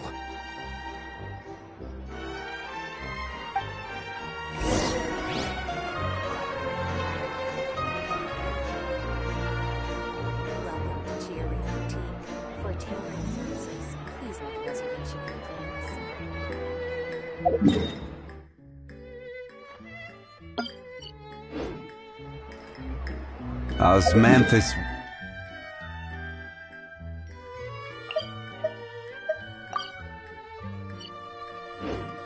tastes the same as I remember.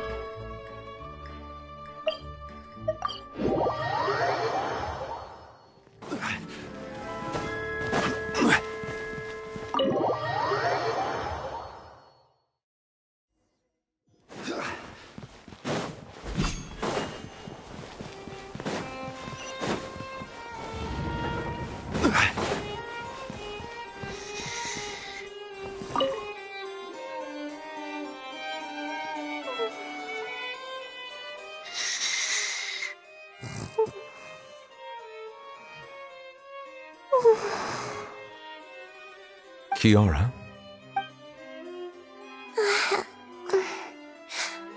Monsieur Neuvillette? Sorry, I accidentally fell asleep. It's quite all right. I'm here to tell you that we have caught the sender of that threatening letter. You're safe now. Thank you, Monsieur. And thank you too, Traveler and Big Sis Paimon. Everyone's been so nice to me, so I've always felt really safe. Do you remember Domenico? He was the sender of that letter. Let me think. I can't remember. My memory isn't that good, so I easily forget things. By the way, I saw Carol in my dreams just now. Where's she gone, by the way? I haven't seen her in a long time. In my dream, she looked really happy. She held my hand and said, "Kiara, our dreams have finally come true." I can't remember what our dreams were anymore, and I don't know why. But I felt really happy too. I can sense your joy. It is indeed a delightful moment. Monsieur Neuvillette, are you happy too? Oh, I almost forgot! Am I allowed to go out now? I promised to model for Alov. Of course. Off you go. See you next time, Monsieur, Traveler, and Big Sis Paimon.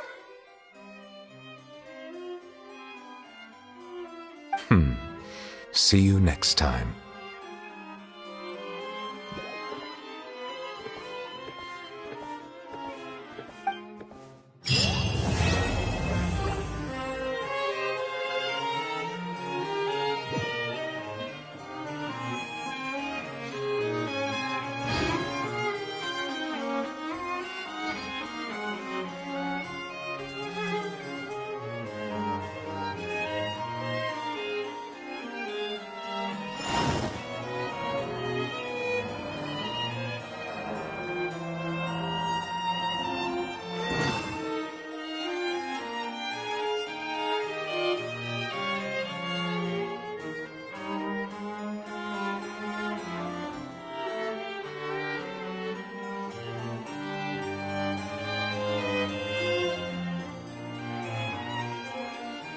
Boats are made for transferring commodities back and forth, and those that come across Liyue tend to stay a while.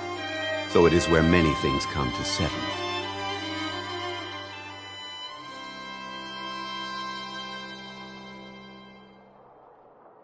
Osmanthus wine tastes the same as I remember. But where are those who share the memory?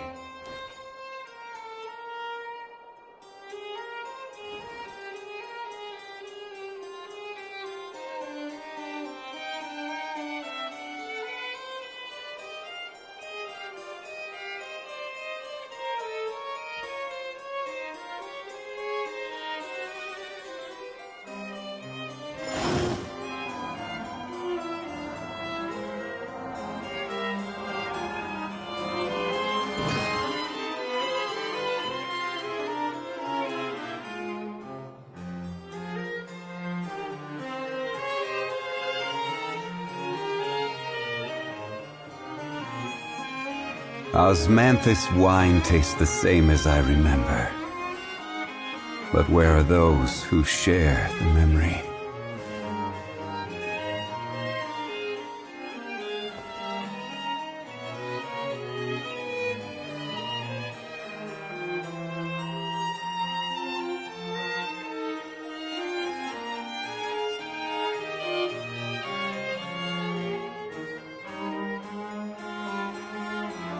Every journey has its final day. Don't rush.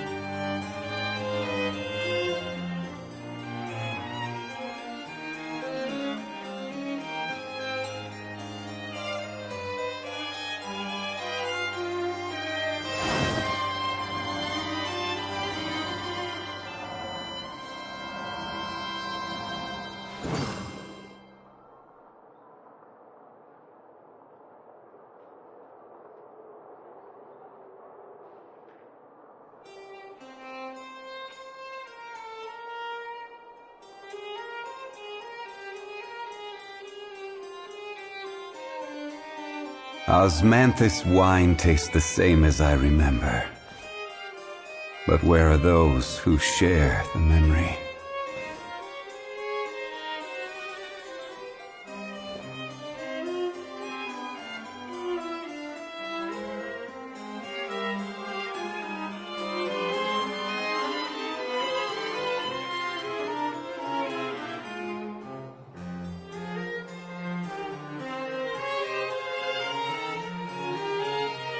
Boats are made for transferring commodities back and forth, and those that come across Liyue tend to stay a while. So it is where many things come to settle.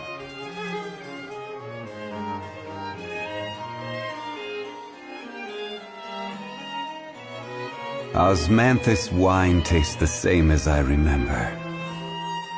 But where are those who share the memory?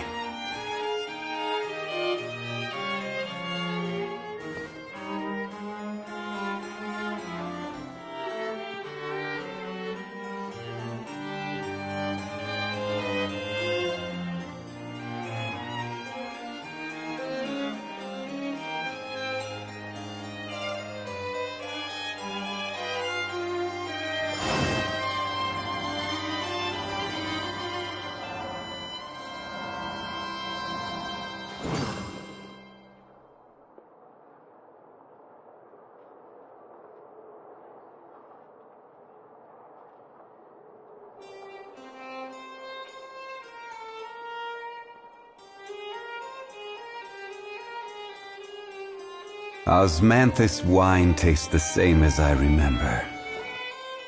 But where are those who share the memory?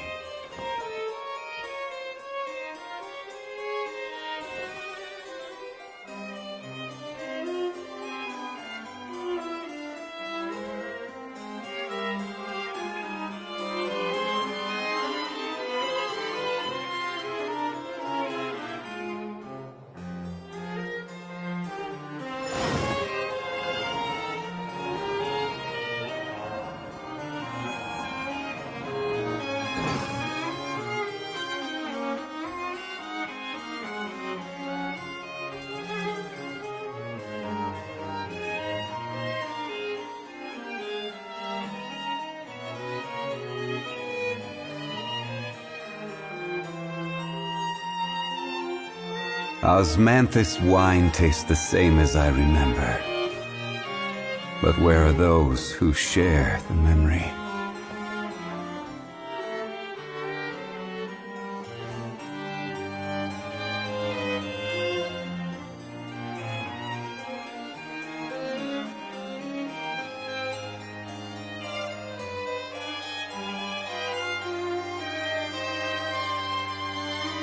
Where do you want to go next? If you'd like to see Liyue's tourist spots, I have a few references.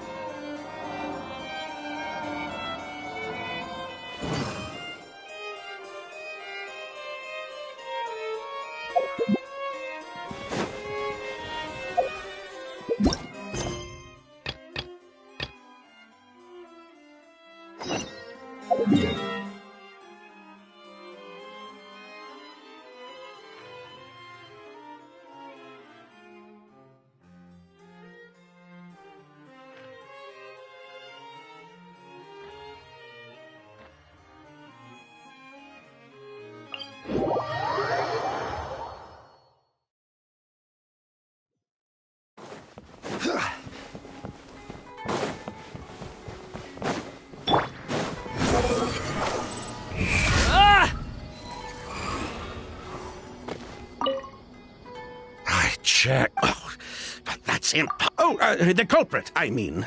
It's not like the culprit.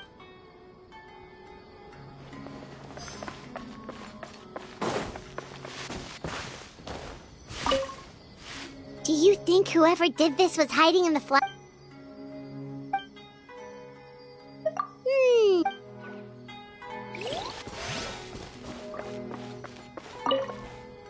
That strange smell around here. Is it coming from this bottle? Oh, really?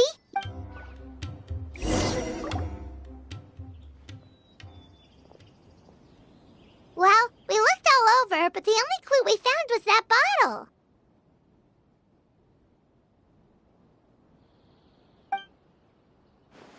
The most important thing we can do now is focus our efforts on treating Master. Can you help me move him inside?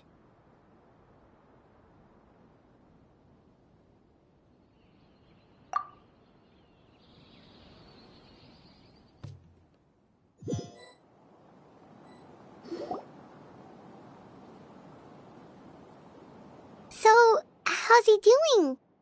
When I administered emergency treatment, I discovered a residue in his nose and mouth. Master was most likely forced to ingest a certain liquid. He's still unconscious, and inducing vomiting could obstruct his airways. We'll have to look into other clues for now. Ah, yes. The scent is the same, but the chemical composition is still unclear. We'll have to do further tests to determine if it's the same liquid, and how toxic it is to the human body. But first, I do believe there are 2 people who could shed some light on the situation. Mr. Sylvain, Mr. Lucian. Wait, you know... Hey! Were you talking to us, mademoiselle? I'm afraid we've never heard of those names before. Before arriving in Sumeru, I asked a friend from the Special Patrol to look into the creators of Auguste. There were 4 people in total. The perfumer, Edgar, the one thrust into the limelight, and 3 others. A researcher from Sumeru responsible for cultivating the Auguste flower, and 2 merchant brothers responsible for promoting the product on the market. The 2 brothers capitalized on the mythos surrounding Auguste. Their actions lured in numerous speculators and profiteers, inflating the price of Auguste even further. In the end, they were sent to the fortress of Meripede for falsifying their accounts and destabilizing the market. If you do the math, they should be out of prison by now. And what does that have to do with us? There are countless merchant families in Fontaine. You gonna accuse them of being criminals too? Every time your brother called you Blaze, it took you several seconds to respond. But when I called you Lucien just now, the name registered immediately. Miss Emily, out of respect for your position as a famous perfumer in Fontaine, I'm inclined to believe that was simply a poor attempt at humor. You have a bright future ahead of you. You wouldn't want to develop a reputation as someone who throws around false accusations, especially among merchant circles. You claim to be regular perfume merchants, and yet, when I brought up amber wine, you took it to be alcohol. What? Amber wine is a perfume I created several years ago. It wasn't particularly renowned, but I'm certain any respectable perfume merchant in Fontaine would know of it. Unless, until recently, they were living somewhere completely cut off from the perfume world. Somewhere like the Fortress of Meripede, perhaps? Emily, you little...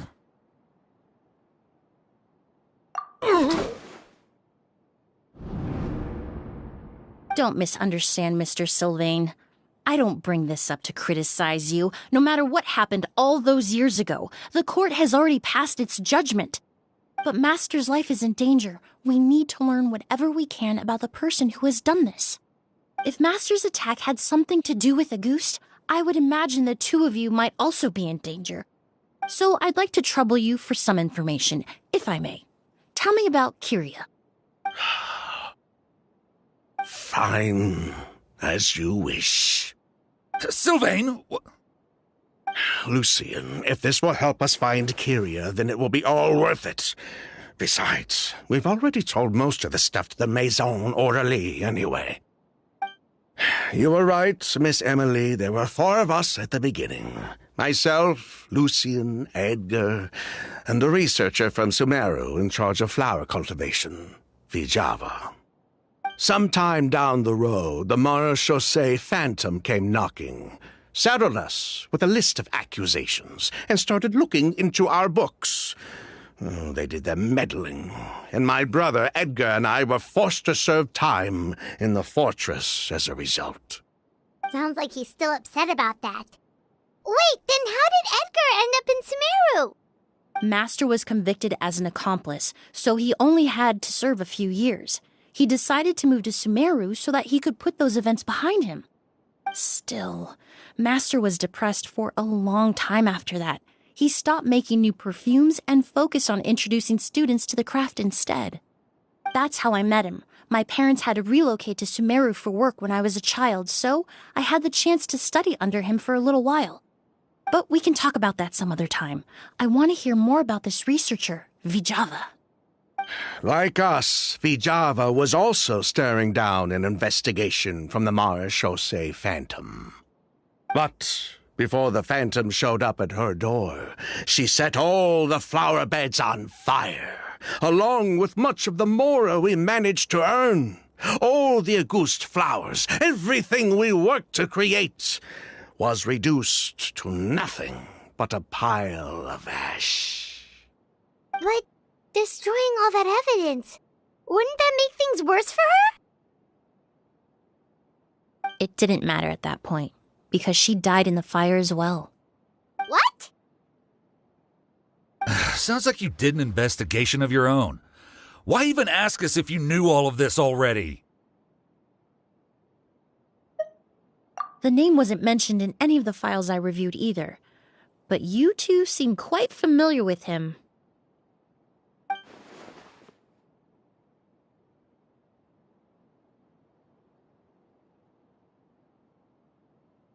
Kyria was Vijava's younger brother.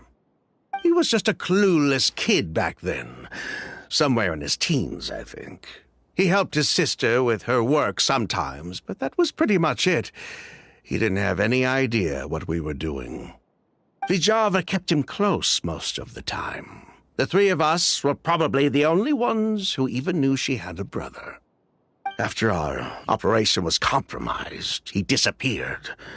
There were no signs of him until recently, when people started saying the Auguste flower had reappeared in Sumeru. So, you think Kyria took something with him back then?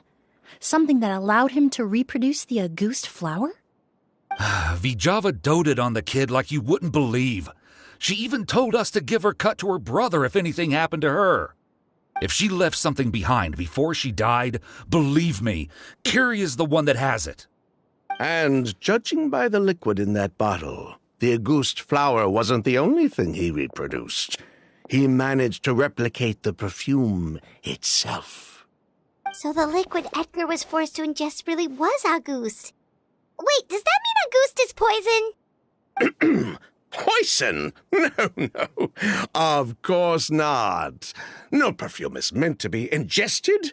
Even small amounts can be dangerous, let alone ingesting a whole bottle at once. If Auguste could be considered a poison, we wouldn't have even sold half a bottle back then. Edgar fell unconscious because Kyria forced him to drink perfume. It just happened to be Auguste.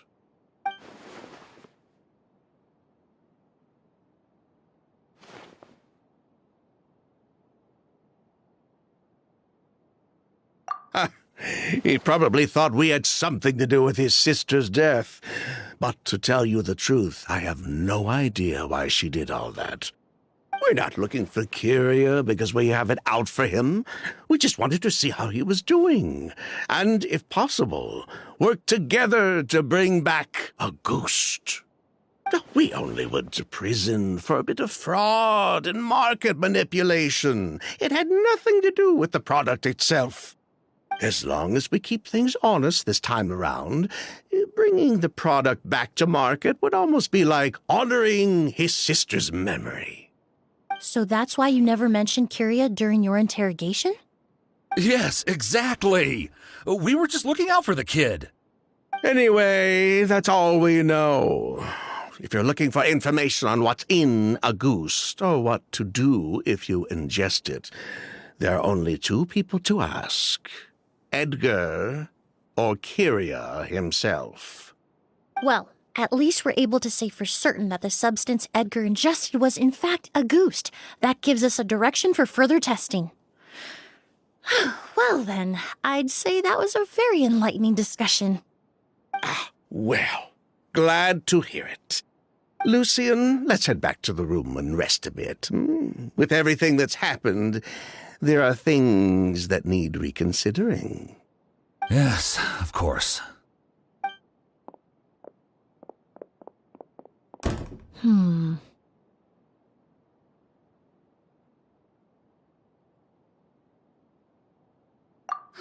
You think so too? That does seem to be the case. Pity we don't have more evidence. But based on Sylvain's tone of voice just now, I suspect further questioning will only result in more made-up answers. The way you exposed them like that, just based on a hunch, that was genius!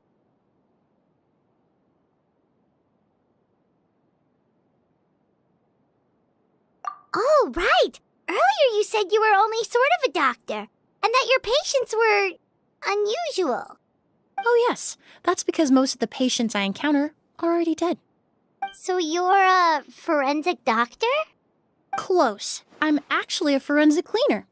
Once the forensic team and the Marochisei Phantom are done collecting evidence from the scene, I'm in charge of clearing away the final traces my patients leave on the world. In fact, with just a small alteration to the formula, the same tincture used as the base of perfume can also be made into a cleaning agent. Basically, there are two sides to forensics. Those who collect evidence to expose the truth, and those who clean up the smells, bloodstains, and other substances left behind at the scene. I've learned a lot in my line of work, and I've witnessed a lot of death. But this time, we may still save the patient. Actually, Traveler, could I trouble you to report back to Tainari and the officers at Port Ormos? We should update them on the situation.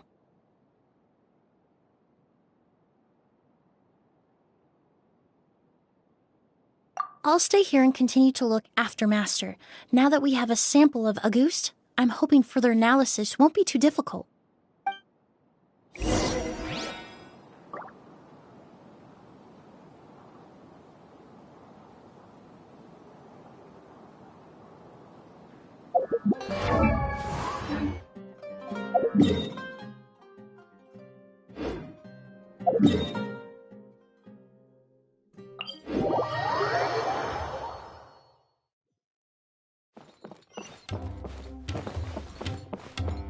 Behold!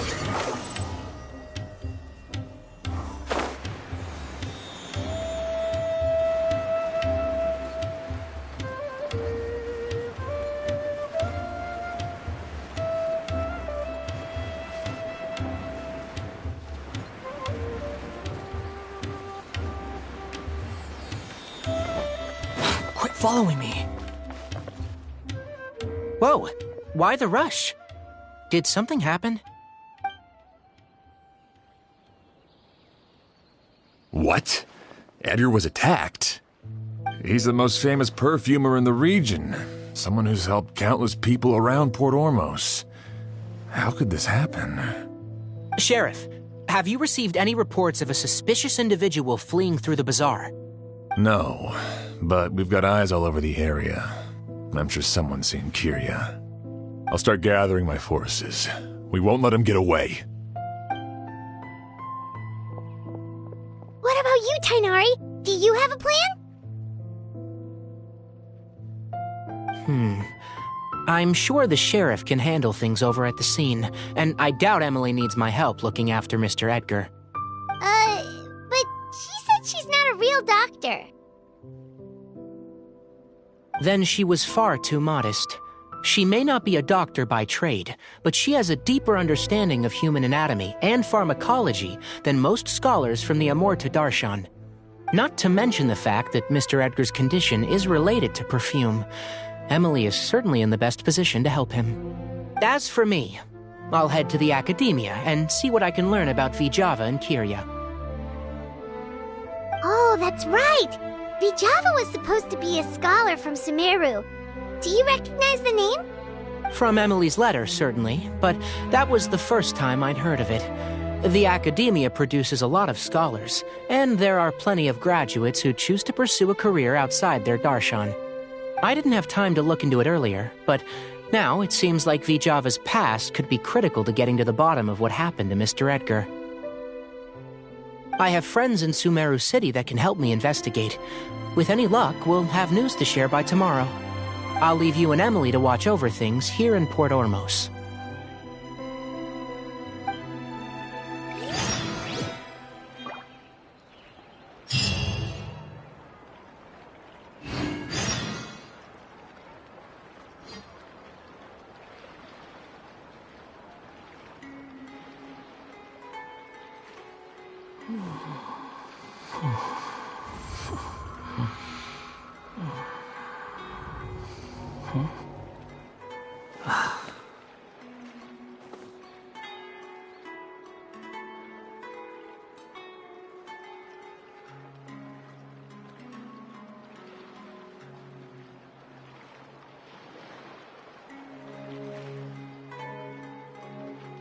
There's no such thing as pure freedom in this world. Even the wind cannot blow on forever.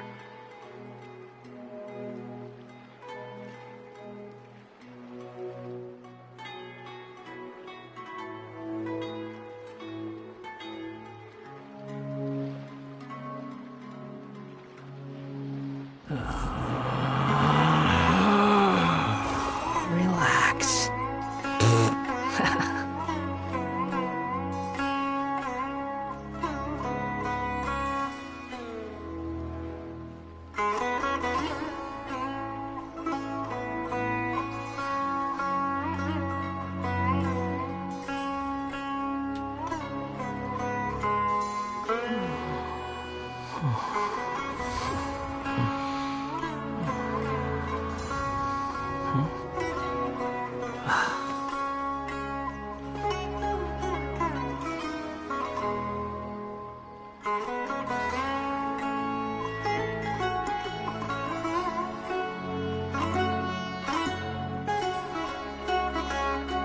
You think I've got a sharp tongue? I just tell it like it is. If someone can't handle it, maybe that's their problem.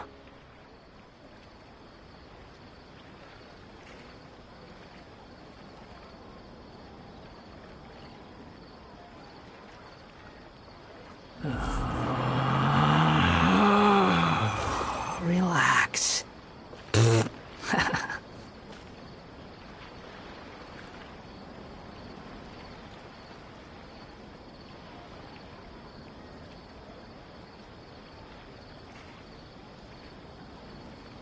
There's no need to exchange pleasantries.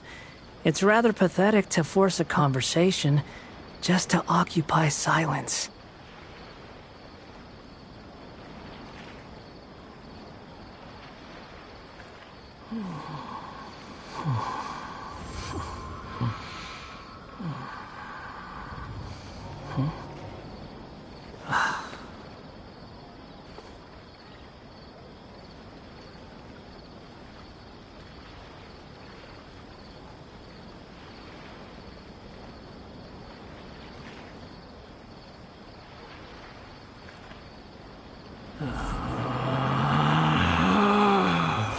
Relax.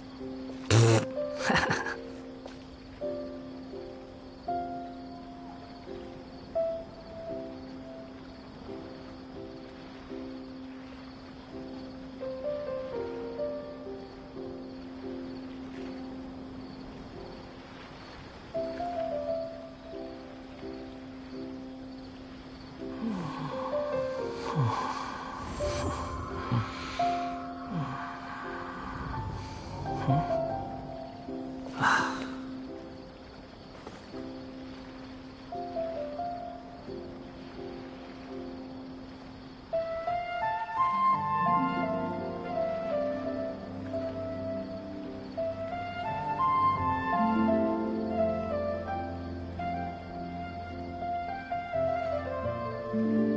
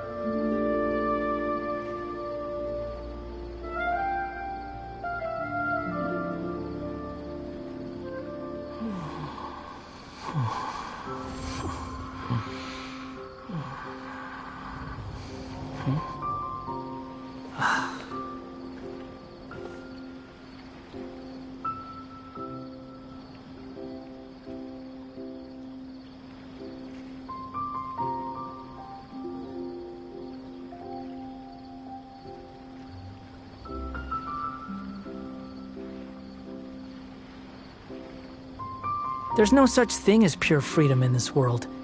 Even the wind cannot blow on forever.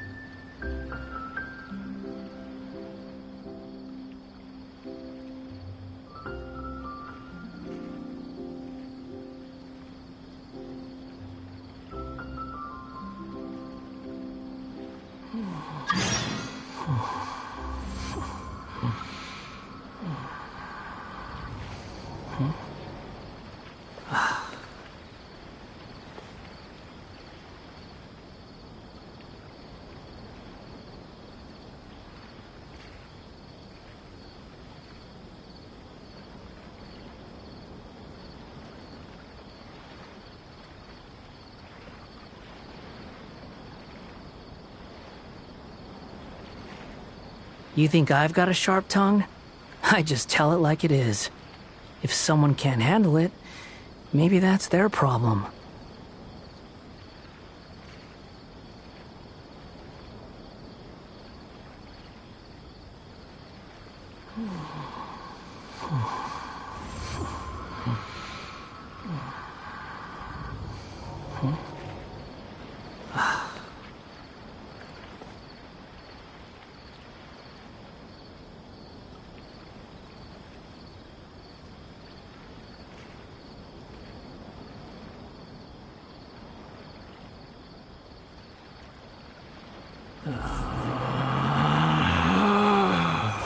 Relax.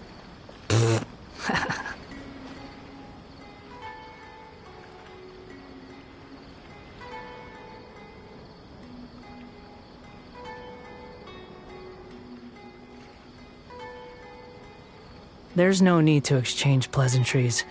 It's rather pathetic to force a conversation just to occupy silence.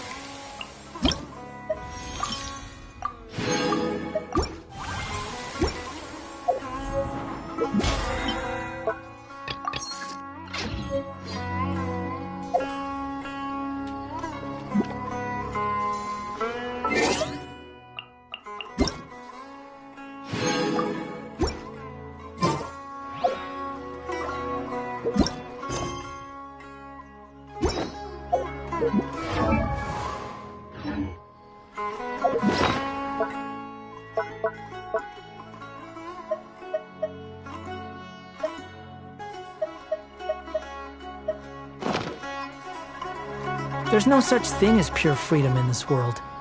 Even the wind cannot blow on forever.